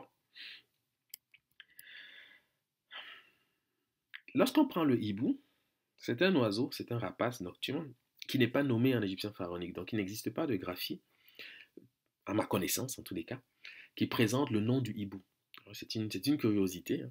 Mais on peut combler cette lacune apparente, parce qu'en fait, on peut supposer qu'il y a une raison à ça, car le scribe, c'est ce qu'il fait. Hein. Mais pour nous, pour lire, pour comprendre à quoi renvoie le hibou, on peut le prendre en contexte, parce qu'on connaît au moins le sens qu'il prend dans le texte égyptien. Il rencontre des propositions de lieu, d'espace, de mouvement. Donc ici, en l'occurrence, parmi, au milieu de, dans. Et le nom du hibou permet d'approcher ces conclusions, puisque par exemple, dans la cuvette congolaise, notamment en Ladi, il va s'appeler Kutu, ou Kouté en Chiluba, ou Kuti dans d'autres langues, en Kikongo notamment. Et c'est des variantes de Kati. en Swahili notamment, qui signifie milieu, et pas seulement. Il n'y a pas que le Swahili qui a ses formes, le Lingala aussi. Le Chiluba va dire kasi, pour dire le milieu, etc. Donc, ce sont des formes qui existent, et cette relation est fondée sur l'homonymie, car ici, le radical utile, c'est katé. Les voyelles peuvent varier, hein, ça peut devenir A, I, il ne faut pas être impressionné par ces formes. Le radical, c'est katé, donc on dit kuti ou kati, c'est le même mot. Ok, bon, soyez assurés de cela, c'est important. Donc, et on remarque également qu'en Nyamwezi, par exemple, le hibou va s'appeler Kamundi. Même le mot utile, c'est Mundi, bien entendu, puisque le K, c'est un préfixe de classe. Mais le Chiluba va dire Munda, pour dire l'intérieur, c'est-à-dire le milieu, etc., à l'intérieur. Le Chiluba va dire Munu, pour dire ici, à l'intérieur. Le Bassa va dire Munu, ici, le Wondo, Muna, ici, dedans. Exemple, Zamuna, viens ici, dedans. Zamuna, viens ici, dedans. Donc, voilà les prépositions auxquelles se rapporte le hibou. Hein. L'intérieur, le milieu, ce qui est dedans. Ok. En contexte, c'est ça. Et quand on voit munda et munu, en fait, c'est le même terme. Hein. La racine est la même ici, c'est una ou unda. C'est des mutations phonétiques admises au sein des langues africaines. Et on s'aperçoit d'une chose, c'est qu'en bassa, munu, ici, le Chiluba munu, ici, à l'intérieur, devient munu, être humain, personne humaine, dans la plupart des langues africaines, comme je l'ai montré tout à l'heure, notamment ici avec le louyi, munu, être humain, personne humaine, qui devient muntu par ailleurs. Donc voilà la raison pour laquelle le script autorise cette composition, voilà la raison pour laquelle il a introduit le hibou pour désigner, hein, en quelque sorte, l'être humain, la personne humaine. Donc, c'est pas parce que le hibou est absent dans la première graphie qu'il n'a pas sa pertinence. En fait, il est sous-entendu, bien entendu, puisque munu, ici, Chiluba munu, ou ici à l'intérieur, ce sont les formes qui se rapportent directement au nom de l'être humain. Bon. Et ce qui va nous intéresser aussi, donc c'est le déterminatif choisi, hein, en quelque sorte, par le scribe, puisqu'il choisit ici de déterminer le nom de l'être humain avec le déterminatif qui rend compte du métal, hein, le bronze, les reins, le cuivre d'une manière générale en égyptien ancien. Voilà. Et pourquoi il s'autorise cela? C'est parce qu'il faut connaître les mots du cuivre, du bronze, etc. En bassa, on va dire mouna, pour dire le cuivre, le bronze, les reins. Donc c'est le métal d'une manière générale. Et on se rend compte qu'en bassa, mouna, c'est une variante de mounou, pour dire ici. Okay? Ici, en Chiluba, mounou, ici à l'intérieur. Les Arabes, on va dire mounou, homme, être humain. Okay? Donc voilà pourquoi le scribe s'autorise cette composition, c'est ce qu'il sait que ceci se rapporte au même terme. Et j'apporte simplement une remarque, parce que la forme RMT, que vous voyez ici illustrée, se rapporte notamment à l'italien ramato. Ramato, pour dire cuivré, le cuivre. Aux Corses, les Corses ont la même forme, je crois qu'ils disent ramatou, quelque chose de ce genre, pour dire le cuivre, ce qui est cuivré. Donc voilà pourquoi, voilà comment en quelque sorte, ce radical distingué par l'égyptologie apparaît, hein, avec les mots du cuivre notamment. Mais il y a une note de Senghor qui existe où il dit, à propos du sénégalais, qu'il est appelé Ramato, Ramatou, ou Ramatou M, quelque chose de ce genre. Okay? Donc Senghor le dit, en fait, je le cite dans mes ouvrages ici, je le cite comme ça de mémoire. Alors il faudrait poser la question au Sénégalais, hein, pour savoir à quoi cela renvoie exactement. Parce que Senghor traduit Ramatou par le sénégalais. Ben, ce n'était pas un égyptologue. Donc je peux supposer que ça procède d'une langue, soit le sérère, soit le wolof. Parce que c'est un texte dans lequel il traite des formes du sérère, notamment, si ma mémoire est bonne. Mais ça existe. Il faudrait poser la question au sénégalais pour avoir l'heure juste sur ce point. Mais en tous les cas, voilà la forme. Hein. Et vous savez que bon, en alchimie, il y a des affectations. Les reins, le bronze bon, correspond à des êtres humains. Bon, c'est des choses déjà un peu plus complexes. C'est pas le sujet vraiment, mais faudrait y voir un lien aussi. Mais c'est des choses que je ne souhaite pas aborder ici, puisque c'est pas le sujet du jour. Donc, c'est ça. Voilà pourquoi donc on a ces compositions qui apparemment sont différentes mais qui renvoient à la même réalité. C'est parce que ici le hibou porte les mots de l'humanité en quelque sorte, hein, au sein des langues africaines. L'entrave confirme simplement ce que nous avons déjà rappelé et la bouche aussi. Donc et le déterminatif ici ne fait qu'affirmer la lecture homogène de la graphie, rappelée notamment par le bassa Mouna qui se rapporte donc à l'intérieur. Mounou, ici, etc. etc. Bon, voilà. Donc si c'est clair, on avance. Maintenant, la seconde partie, je l'ai dit, portera donc sur l'uréus, qui est donc cet attribut que présente le roi. Donc, c'est un cobra dressé qu'il porte au front. Ok, donc c'est le sujet de la seconde partie. Alors, d'un point de vue étymologique, simplement, le mot uréus vient du grec uraos, qui signifie caudale. On dit d'une chose qu'elle est caudale lorsqu'elle a une relation avec la partie postérieure du corps, c'est-à-dire le dos ou la queue. Le mot uréus vient du grec uraos, qui signifie caudale. On dit d'une chose qu'elle est caudale lorsqu'elle a une relation avec la partie postérieure du corps, c'est-à-dire le dos ou la queue. Bon. Voici le nom de l'uréus en égyptien pharaonique. Okay? Donc c'est translittéré I-A-R-T et traduit uréus en égyptologie. Donc c'est le nom de cet objet qui, que le roi porte sur le front, le cobra dressé qu'il porte sur le front. C'est son nom. Et on s'aperçoit d'une chose déjà lorsqu'on considère les graphies, en fait, c'est que les Grecs n'ont pas inventé l'affectation qu'ils donnent au mot uraos, c'est-à-dire caudale. Pourquoi? Parce que les mots de la partie postérieure en égyptien pharaonique, les graphies en fait qui rendent compte de la partie postérieure sont identiques aux idéogrammes en fait qui rendent compte de l'uréus. Donc les idéogrammes qui rendent compte de la partie postérieure, comme on le voit ici à gauche, hormis le déterminatif bien sûr, sont identiques aux idéogrammes qui rendent compte de l'uréus. Donc quand il dit caudale pour dire uraos, le grec n'invente pas parce qu'il sait très bien que c'est une forme qui est déjà soutenue par l'égyptien pharaonique même. Pour dire partie postérieure, les Égyptiens dessinent une composition qui est identique au nom de l'uréus, hormis le déterminatif ici, donc nous avons la partie postérieure d'un animal avec sa queue, et pareil ailleurs, nous avons le cobra dressé. Mais il faut savoir que cela signifie que ces deux compositions se lisent de la même manière puisque nous avons les mêmes idéogrammes. Ça se lit de la même manière. Donc quand on dit partie postérieure en Afrique, on est censé nommer l'uréus aussi. Ok, on va comprendre maintenant pourquoi. Commençons donc par la partie postérieure, puisque l'uréus c'est une énigme, ok? Mais la partie postérieure, nous savons la nommer. Nous connaissons les mots de la partie postérieure au sein des langues africaines, ok? Donc on va commencer par là. Donc je prends le bras pour maintenant faire la lecture analytique de la graphie. Je prends le bras, c'est le signe classé D36. Il signifie poser, placer, mettre, donner, etc. Au sein des langues africaines, donc dépendamment du contexte, enfin en égyptien pharaonique, mais au sein des langues africaines, donc voici les formes qu'il faut appliquer à ce signe. Ce n'est pas exhaustif, mais dans le contexte, voici les formes qu'il faut appliquer, car il y a une relation ici d'homonymie et d'homogénéité que je vais révéler. Le bassa dira tek, posé à plat, chiluba teka, mettre, placé, posé.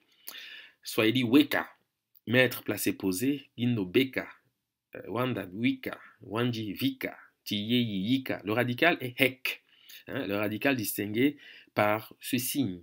Dans le contexte, c'est hek, mais ce n'est pas exhaustif, car ce signe peut avoir d'autres affectations. Mais dans le contexte, c'est cette forme que je vais privilégier parce que c'est cette forme qui va rendre compte des mots de la partie postérieure, vous allez comprendre. Bon, maintenant je prends la bouche. Plus haut, j'ai dit que il ne se rapportait pas seulement au terme de la bouche. Quand je dis que ce signe renvoie à Leondo Agnew, c'est vrai, mais pas seulement, c'est pas exclusif.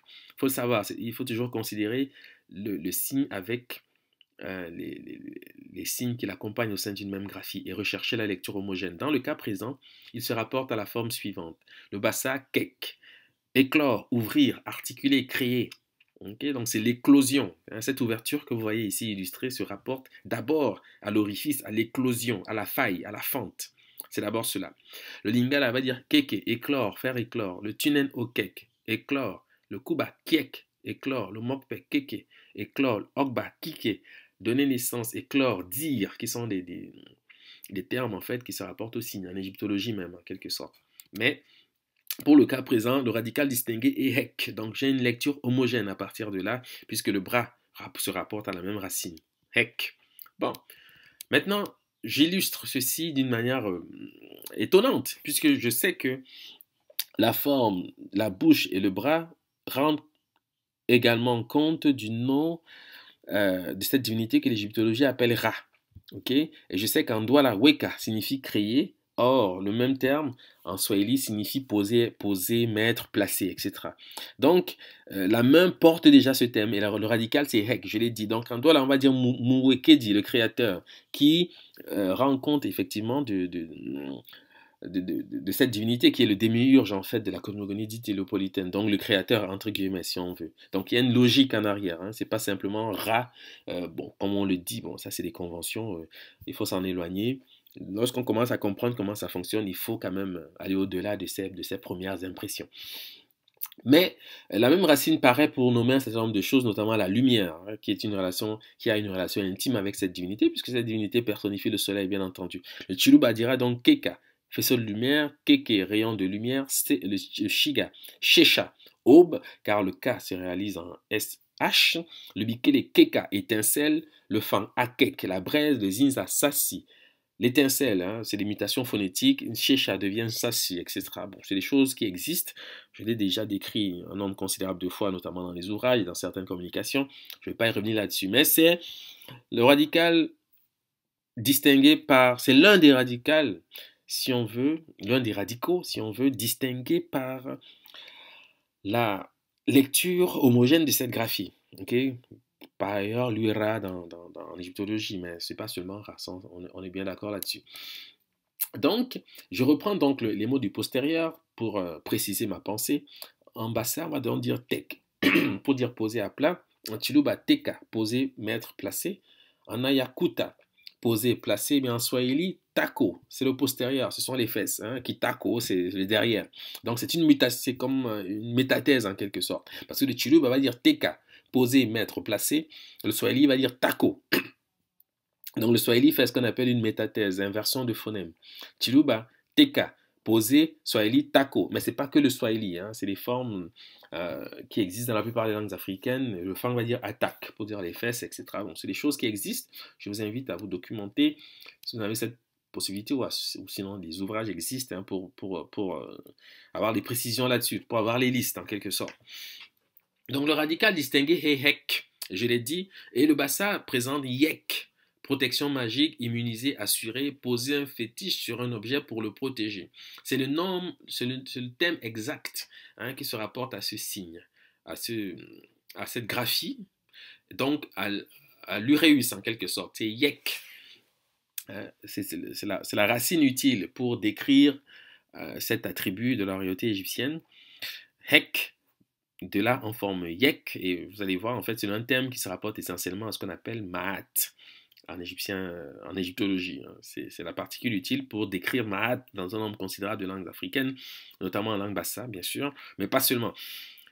Le bassa va dire, par exemple, mais nyek sa, j'ai mis un fétiche sur le sa, mais nyek sa, donc j'ai mis un fétiche sur le sa. Donc vous voyez que quand on formule dans la phrase, naturellement, il y a des variantes. On va dire nyek. Okay? Donc, c'est des choses très importantes. Hein. Nyek, ça rapporte à un certain nombre de choses. C'est nyoka, c'est le serpent, etc. Donc, c'est comme ça que cela se vocalise. Hein. Il faut le savoir. Donc, le mot pour nommer cet objet, c'est yek. Protection magique, immuniser, assurer, poser un fétiche sur un objet pour le protéger. Et la racine utile, c'est hek, distinguée par le bras et la bouche.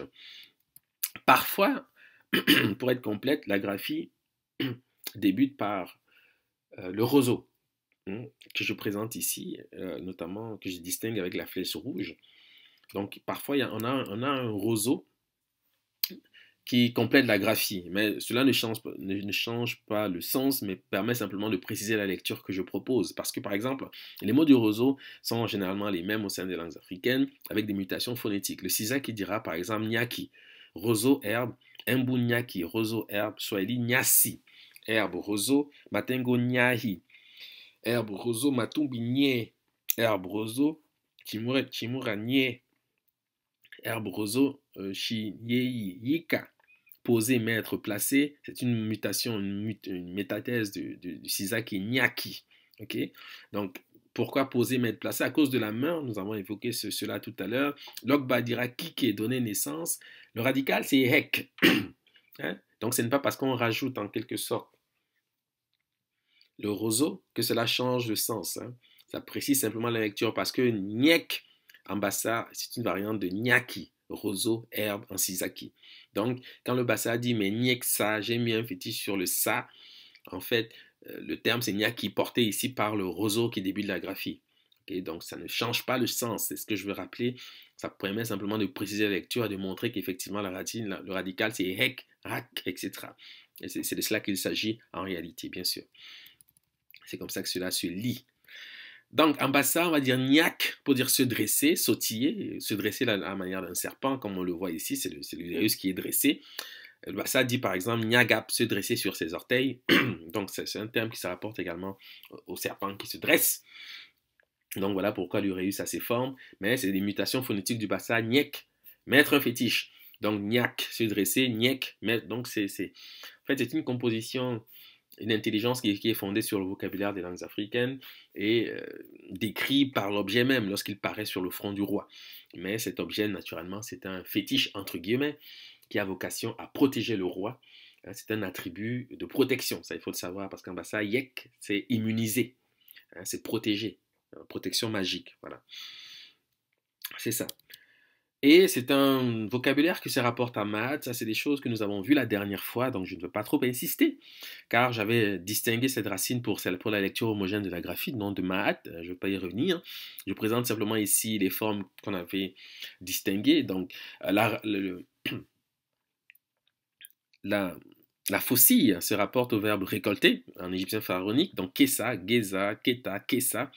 Le bassa va dire kes, juger. Kes, c'est juger parce que dans la plupart des langues africaines, trancher, ce que fait la faucille, c'est aussi juger.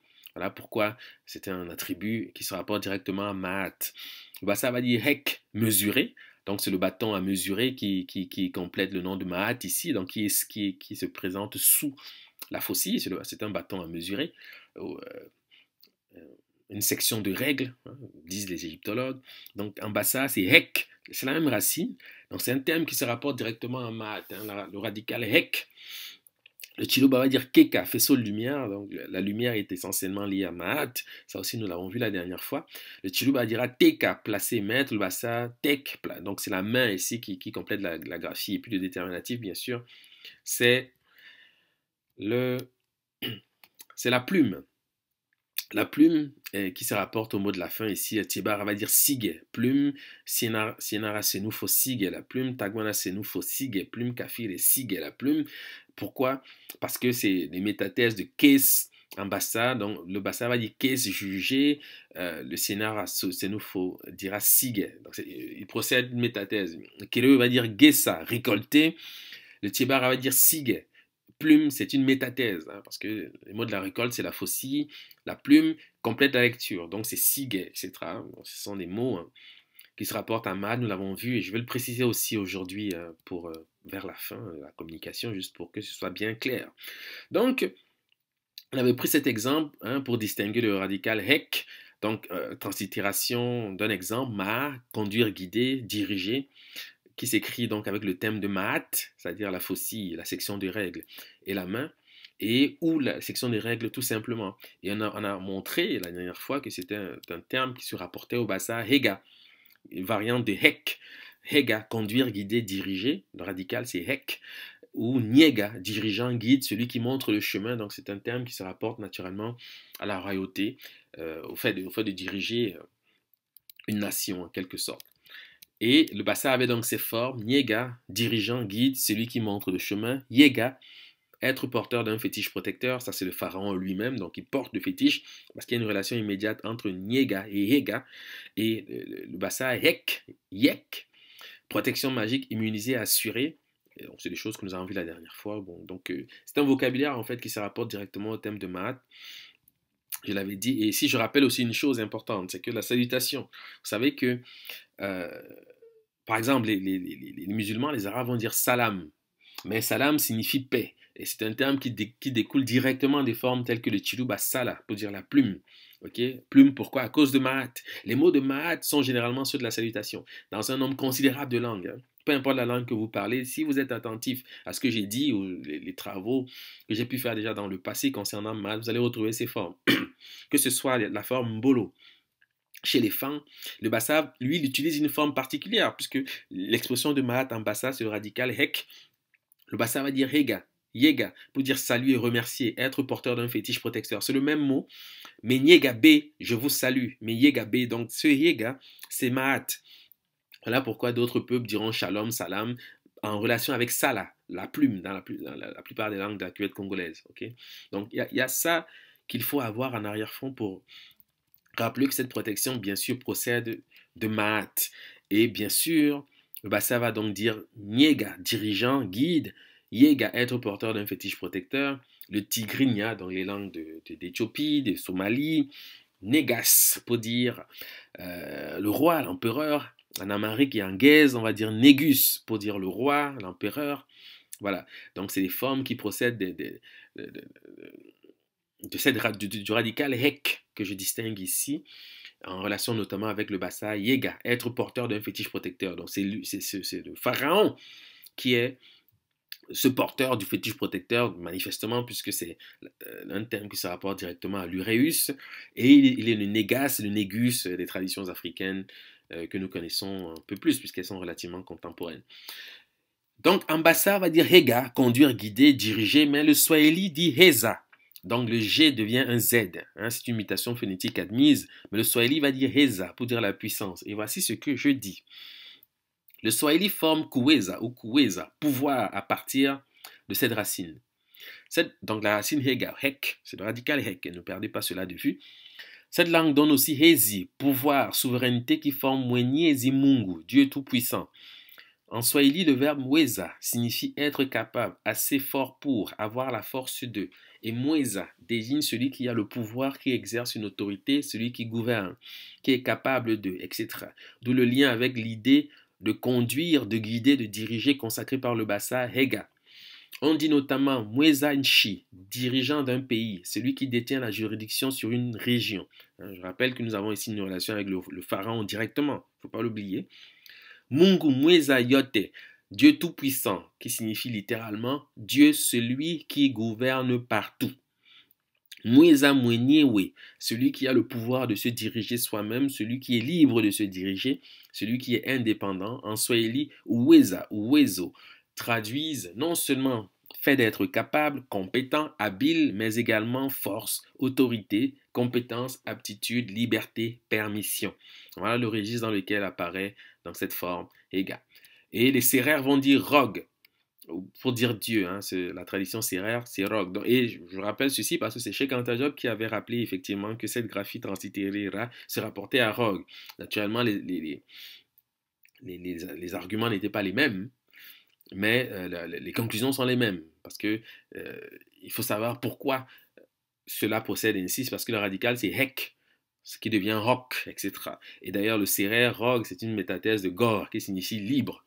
Libre en Wolof notamment. Et c'est un vocabulaire qui se rapporte à Horus. Donc il y a une relation ici très importante, mais je ne veux pas m'apesantir sur ces aspects parce que ce n'est pas le thème du jour. On retrouve le radical Heza dans les noms divins, Subia, Leza, Dieu, Ambo, Leza, Dieu, Kalanga, Reza ou Reja, Dieu, Tonga, Leza, Dieu, Kehe, Urewa, Dieu, Pindi Mawesa, Dieu, Chiruba Maweja, Dieu, Nyasa Lezi, Dieu, Zulu Umenzi, Dieu, Saga Leza, Dieu. Donc c'est toujours la même racine, voilà pourquoi c'est une composition qui se rapporte à cette divinité qui s'appelle Ra en égyptologie en fait, voilà. Basée sur le copte, Ra qui désigne le soleil, mais le copte ne suffit pas à rendre compte du lexique complet, disons, de l'égyptien pharaonique, bien que le copte ait naturellement une importance majeure, hein, ça c'est un fait. Le Kalanga Reza, Dieu a pu conduire au latin, Régis, roi, rex, roi, des verbales de rego, diriger, qui donne le verbe latin regere, mener, administrer, et le français régir, gouverner, diriger, conduire. Les homonymes, c'est pas des homonymes, c'est des synonymes du bassa Hega, des synonymes du bassa Hega, donc conduire, diriger. Pas des homonymes, pardon, c'est une erreur de frappe. Le Kikongo dira kuweza, unir, rassembler, maweza, unificateur, rassembleur, ok? Donc on a ici des choses très importantes. Ce sont des termes qui se rapportent directement à cette divinité qu'on appelle Ra par ailleurs, mais naturellement Ra ne suffit pas. On s'entend que si on lit la graphie d'un point de vue idéographique, on arrive à des choses beaucoup plus complexes et beaucoup plus intéressantes du point de vue des concepts. Bon. L'œil de Ré, partie 4. ok? Parce que cet uréus a naturellement été comparé à l'œil de Ré. On va comprendre pourquoi. Voici un texte donc de Pierre Macaire. Il dit ceci. Celui, en parlant du serpent, que les pharaons portaient sur le front s'appelait Uræus. C'est l'aspic, serpent proche du cobra des Grecs.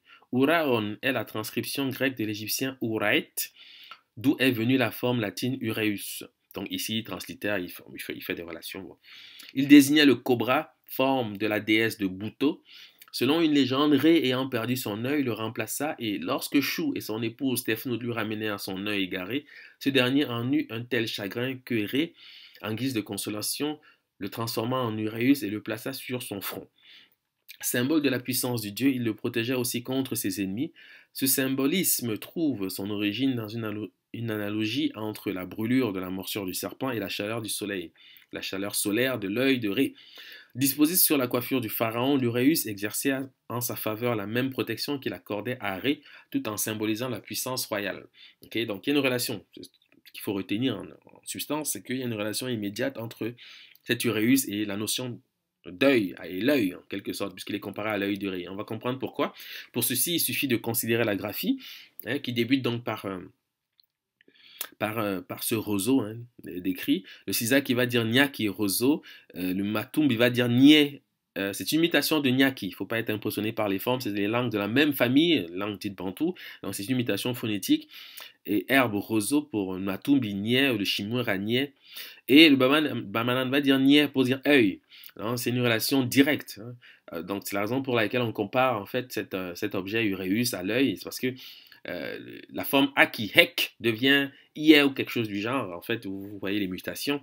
Voilà pourquoi ceci est admis. En Beti Bouloufan, on va dire Yen, qui est la métathèse du Bamana Nye, pour dire voir. Hein? Yen, voir. Ok.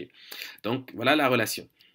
Et ce sont des mots du soleil. Encore une fois, donc, un clin d'œil à ce que j'ai dit plus tôt par ailleurs, c'est qu'en gars, par exemple, on va dire Nye, c'est votre, donc ça rapporte donc à l'entrave, et on retrouve ici les mots du soleil. Donc les mots de l'œil, bien sûr, sont les mots du soleil. Hein, ça, c'est une évidence. Donc, par exemple, en belon, on dira Enya pour dire soleil, et métathèse de yen ou ayen, enfant, pour dire voir. Ok? Donc voilà la relation. Voilà pourquoi on s'autorise ce discours qui consiste à associer l'uréus à l'œil. Il y a une relation fondée sur la graphie elle-même. C'est un discours qui est soutenu par la graphie. Maintenant, parlant du venin hein, et de la brûlure qui est censée produire ce venin, je vais citer ici un texte de Nicole Pierrette Brie, une étude qu'elle fait sur la faune ophidienne de l'Égypte ancienne. Un phénomène important qui se trouve à l'origine des rapports établis entre l'Uræus et le Soleil est le fait que certaines espèces du genre Naja puissent cracher leur venin brûlant. Or, parmi les 4 espèces de cobras ayant vécu en Égypte à l'époque pharaonique, le cobra égyptien est le seul à ne pas posséder cette capacité. De ce fait, on pourrait donc penser qu'il y a une erreur manifeste de la part des artisans égyptiens qui représentent des uræus dorés en train de lancer des flammes contre les ennemis du pays, alors qu'en réalité, l'espèce qui a servi de modèle à ces animaux mythologiques n'en est pas capable. Alors, c'est ce qu'elle suppose donc que le scribe se trompe. Hein, en fait, c'est toujours une facilité qu'on peut avoir quand on est contemporain. Quand on n'est pas contemporain des choses, puisque elle suppose que le scribe fait une erreur, ce qui est impossible. Il faut comprendre que l'erreur, ce n'est certainement pas le scribe, c'est l'égyptologie qui fait l'erreur. Parce que lui, il est dans son paradigme, c'est ce qu'il fait. Et on va comprendre pourquoi il représente les choses de cette manière. Même si le cobra égyptien ne crache pas, il y a une raison pour laquelle il présente les choses de cette manière. Cette raison est fondée sur les langues africaines, encore une fois. Il ne faut pas considérer, quand on voit quelque chose qui ne concorde pas avec nos conclusions contemporaines ou modernes, que le scribe se trompe. Non, c'est nous qui sommes dans l'erreur. Donc, il faut réévaluer le travail que nous faisons. C'est ce qu'il faut faire. Il ne faut pas estimer qu'ils ont la berlue à leur époque, alors qu'ils sont mieux à même de nous expliquer ce qu'ils sont en train de faire. C'est ça un peu la bizarrerie avec l'égyptologie, parfois. Hein, qui n'admet pas, par exemple, quand Hérodote dit que les Égyptiens, supposément la peau noire et les cheveux crépus, on prétend qu'il a eu la berlue. Mais non, il n'a pas la berlue. Il dit ce qu'il voit. Mais c'est nos analyses contemporaines qui tentent qui ont des difficultés avec la vérité. Donc on essaie comme ça voilà, de mettre l'erreur chez l'initiateur de la pensée, hein, ce qui est quand même curieux. Bon. Voici ce qu'il faut retenir maintenant à propos de ce venin brûlant. Le Bassa, par exemple, va dire lek pour dire la chaleur, brûler, être chaud, mais c'est une variante de lag pour dire le poison, hein, le venin, le poison, en bassa. En Chiluba, c'est lulengu. Lulengu, poison, venin. C'est une variante du bassa lek parce que le hek devient hengu. Hein, parce qu'en fait, en réalité, hein, si vous n'avez pas encore compris, je vais quand même vous dire ceci. C'est que le radical hek que je suis en train de distinguer depuis tout à l'heure, qui se rapporte à mat devient hak, hanga, hengu, ungu, dans les langues africaines. C'est toujours la même forme. On rajoute le n qui est un rajout euphonique en quelque sorte. Mais il faut savoir que c'est la même racine. Donc quand le Chiluba dit lengu et le Bassa dit lague pour dire le poison, hein, il faut savoir que c'est le même mot. Hein, ce ne sont pas des formes différentes, c'est les langues de la même famille, c'est le même mot. En Chiluba lunga veut dire empoisonné, Chiluba mulungu le poison. Kikongo longa, amené à vaincre. Voilà pourquoi il y a tout un discours associé à l'Uréus, en fait, qui se rapporte à la victoire sur les ennemis, etc. Donc la protection aussi, yek, puisque le Bassa et lek partagent la même racine que le Bassa yek. Hein, donc il y a une relation étroite. Ça, il faut le savoir. Le Kikongo va dire lunga, surmonter, vaincre, brûler. Le Kilari yoka, brûler. Le Bassa yek, protection magique. Et le Bassa yek, je l'ai rappelé, c'est une variante de lek, chaleur, brûler, être chaud. Donc il y a une relation immédiate qui se fait à travers maintenant le poison, donc le venin en fait que crache le serpent. Et voilà comme les choses se mettent en place. Et c'est comme ça qu'il faut le comprendre. Le crachat à cause de Maat, car les mots du crachat sont les mots de Maat. Hein. Je l'ai dit plusieurs fois, je ne vais pas y revenir ici. Mais voilà pourquoi ce serpent crache. Et même si c'est un cobra qui dans les faits ne crache pas, il y a une rhétorique qui soutient cela du point de vue de la philosophie égyptienne. Donc ce n'est pas une erreur, il faut s'éloigner de ces choses-là. Donc, naturellement, on trouve donc Wadjet, c'est comme ça que l'égyptologie la nomme, c'est le nom que porte donc cet Uréus, ok? Donc c'est une déesse, on dit que c'est une déesse qui s'appelle Wadjet, d'autres l'appellent Bouto, les Grecs vont l'appeler Bouto, donc c'est Wadjet ou Bouto, mais aussi la graphie. Et si vous êtes attentif, vous savez déjà à quoi se rapporte cette graphie, car on reconnaît le double roseau, le roseau, hein, et, avec une tige de papyrus, mais le papyrus était également un roseau. Donc en bassa, on va dire yek, protection magique, mais le roseau c'est nyaki au sein des langues africaines, notamment en zanaki, je l'ai montré tout à l'heure, on va dire nyaki. C'est une variante de yek, nyek, hein, mais nyek ça, j'ai mis un fétiche sur le ça, c'est de cela qu'il s'agit. Okay? Donc c'est le fétiche. Hein, c'est la protection magique. Hein. Quand on dit Wadjet, bon, je ne sais pas d'où ça sort. Ben, c'est probablement des constructions issues, en fait, de l'alphabétisme, mais ce n'est pas pertinent. Parce que quand on dit Wadjet, qui va comprendre ce que cela veut dire? Personne ne comprend, mais on le répète à longueur de texte parce qu'on le lit dans les textes. Mais en réalité, non. Quand on a une approche fondée sur les idéogrammes, on comprend mieux de quoi il s'agit et bien évidemment, il faut bien admettre, hein, parce qu'il faut quand même avoir l'honnêteté d'admettre que cette approche est quand même beaucoup plus prolifique et plus proche de la réalité. Quand je dis niek et nyaki, ce n'est qu'une mutation phonétique. Et je suis en train de nommer l'objet décrit, en quelque sorte. Puisque le serpent, c'est nyoka, qui est le déterminatif. C'est une variante de nyaki et de nyek. Donc je suis dans une relation d'homonymie claire, hein, à ce moment-là. Donc je sais que c'est la protection magique, le fait d'immuniser. Et ce n'est pas Wadjet. Ok? Voilà. Donc il faut s'en éloigner. Et il y a une variante encore. Une variante du nom de cette déesse, entre guillemets, translittérée Wadjet, et qui présente cette fois des grains de sable, parce que les trois petites boules que vous voyez ici, ce n'est plus le thème du métal, c'est le signe classé N33, c'est du sable, mais qui représente encore donc le rouleau de papyrus. Mais on va voir qu'en réalité, hein, les formes sont différentes, mais l'objet est toujours le même. Parce qu'en bassa, par exemple, pour dire le sable, on dit l'isege. L'isege, c'est le sable. Le mot utile, c'est sege. Le li, c'est un préfixe, ok? Le radical, c'est hek. Quand on dit sege, le radical, c'est hek. Il faut le savoir. Et en quoi c'est pertinent? C'est là où on a la beauté de la chose. Parce que vraiment, ça nous ramène à des choses déjà vues. Et on comprend de quoi il s'agit. Parce qu'en Bamanan, par exemple, on va dire sege. C'est l'épervier. C'est le thème de cette divinité que d'autres appellent à tort. Le bassa va dire sege sege. C'est le sistre. C'est l'objet même atorique par essence. C'est-à-dire, c'est l'objet que tient cette divinité. C'est sege. Sege, c'est l'épervier. Sege, c'est le sistre. Et en Bamanan Sege, je l'ai dit, c'est l'épervier. En Bassa, Sege Sege, c'est le sistre. Mais en Bamanan Sigi, c'est le verbe asseoir. Asseoir. Donc, en fait, c'est Isis, hein, il faut le savoir. Quand je dis Sege, peut-être que ça vous surprend, parce que vous n'êtes pas encore habitué à ces choses-là. Mais c'est ça que. C'est le thème d'Isis. Hein, Sigiland, c'est le siège en Bambara. Okay? Sigi, c'est asseoir. Ologandan, Sega, c'est le vautour percnoptère qui débute la graphie. Donc, quand on présente une graphie comme celle-ci, il faut savoir que c'est Sigi. Sigi, c'est-à-dire le verbe asseoir, mais Sigi, vous savez, chez les Dogons, c'est quelque chose d'important, je ne reviendrai pas là-dessus, puisque Sigitolo, c'est l'étoile même Sirius, ok, donc c'est Isis elle-même dans le ciel, il faut le savoir. Donc, en disant cela, je suppose que c'est des choses que vous savez. Si vous ne le savez pas, considérez ce que je dis et poursuivez vos recherches à partir de ça. Donc, l'Ugnole va dire Esega, Voto, Lugungu, Saga. Le vautour, c'est le vautour percnoptère qui débute le nom d'Isis ici. Hein. Donc, on a le siège Sigi, on a le vautour Sega, et on a Sege, l'épervier qui se rapporte également au vautour percnoptère parce qu'il rencontre des rapaces d'une manière générale.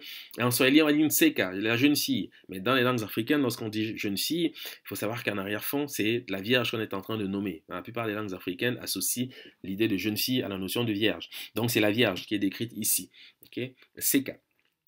Mais c'est des mots là, Sigi, c'est le nom de la plume. Hein. Par exemple, Tiebara, si vous avez été attentif, je reprends ici les formes. Sige, c'est la plume. Sige, la plume. Sigi, s'asseoir. Sege, etc. Le sistre, Sege, Sege, le sistre. Sege, le sable, donc ça rapporte à cette divinité qu'on appelle Wajet, c'est Maat. Hein, la protection, c'est elle qui donne la protection, il faut le savoir. C'est Maat, ce n'est qu'un aspect de Maat. C'est Uréus, ce n'est qu'un aspect de Maat. Et en lingala, on va dire Nseka, pour dire le fétiche. Hein. Ça confirme simplement la lecture. Okay? Ça confirme la lecture, parce que Nseka, en swahili, c'est la jeune fille, c'est Nsega, etc. On l'a vu. Mais le lingala va dire Nseka, pour dire le fétiche. Donc ce fétiche, c'est quoi? C'est ce que porte le pharaon sur le front. La protection. Le mot fétiche, bon, c'est un terme un peu connoté aujourd'hui, hein, mais concrètement, c'est la protection magique, hein, le fait d'immuniser. Et en Ewe, on dira Seka pour dire ensemble des lois, donc ce qui confirme simplement, je dis ici pour rappeler que c'est bien Maat, c'est bien de Maat qu'il s'agit, la racine Hek, c'est Maat, illustré dans la plupart des langues africaines et de manière tout à fait claire. En Ewe, on va dire Seka, ensemble des lois, Hame Seka, le système social, Susule Seka, le système idéologique, Abe Seka, système vivant, Awe Seka, système physique, Aweke, c'est la nature, en Ewe, en Douala, c'est Weka, créé, donc la racine c'est Hek. Toujours en anglais, on dira awake, faire naître. Donc, c'est des formes comme ça qui prospèrent dans d'autres langues. Mais l'origine, c'est ici, c'est ça. Il faut le savoir, puisque ici, c'est évidemment lié à la naissance. C'est un fait. Et ici, je vais simplement rappeler le travail d'un frère, Nguo Nimba. Il a publié il y a quelques années un livre, Duname, où il reprend ces formes. Il montre en fait le chemin des différents systèmes chez les Ewe. Et on voit bien que c'est les manifestations de Maat. Hein. Donc, Awe Seka, la particule Seka se rapporte directement à Maat. Et c'est cette particule en fait qui est décrite par ailleurs comme étant le soi-disant fétiche, entre guillemets, mais c'est la protection magique, etc. Donc, le radical, c'est Hek. Le Bassa va dire Hek pour dire mesure, la mesure, et c'est de là que tout part, en quelque sorte, parce que Maat, c'est d'abord cela, c'est tout ce qui se rapporte à la mesure, etc., à la justice, à la justesse, à la droiture, voilà. Donc c'est un tableau qui existe, hein, c'est pour la référence, vous pouvez vous référer à ce livre qui est intéressant et qui traite certains aspects de la tradition africaine, appuyé notamment sur la tradition des Ewe.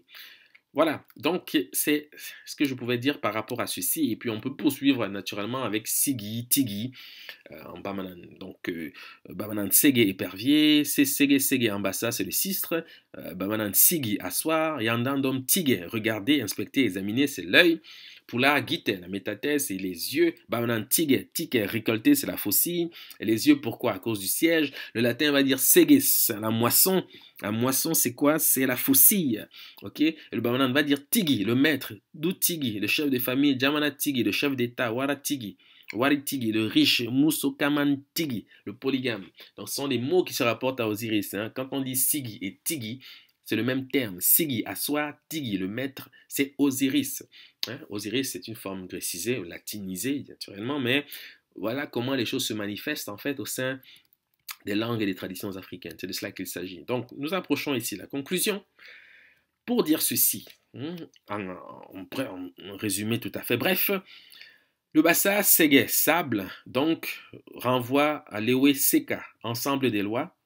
Embu Nyaki, roseau, la deuxième forme, donc la graphie toujours translittérée Wajet, se rapporte au Swahili Haki, la justice, l'égalité, le droit, le Bassa Hek, mesure pour ne citer que ces exemples. C'est pour dire en réalité que cet aureus, c'est un attribut éminemment, entre guillemets, mahatique, c'est-à-dire que c'est un attribut qui est porté par Mahat. C'est Mahat qui justifie, je dis Mahat, entre guillemets, bien sûr, qui justifie de cet attribut. C'est la protection. Et cette protection est d'abord le fait de Mahat. Et cette divinité, cette déesse, entre guillemets, qu'on appelle Wadjet en égyptologie, n'est qu'un aspect de Mahat. On arrive à cette conclusion en se fondant sur la lecture analytique des graphies qui se rapportent. Voilà. Donc, pour en savoir plus, vous pouvez donc vous procurer cet ouvrage, les hiéroglyphes égyptiens, la méthode illustrée. Pour ce qui concerne la méthode, en quelque sorte, c'est un livre qui fait environ 500 pages où je présente la méthode et on procède à l'étude d'un certain nombre de graphies très importantes, notamment Osiris, Amon, Thoth, etc. Des choses très importantes qui permettent en fait d'arriver à cerner en quelque sorte des concepts qui se rapportent à ces personnages, à ces divinités qui émanent donc de la tradition des peuples de la vallée du Nil. Voilà. Donc, je vous remercie de votre attention et je vous souhaite de passer un excellent week-end. Merci et à bientôt.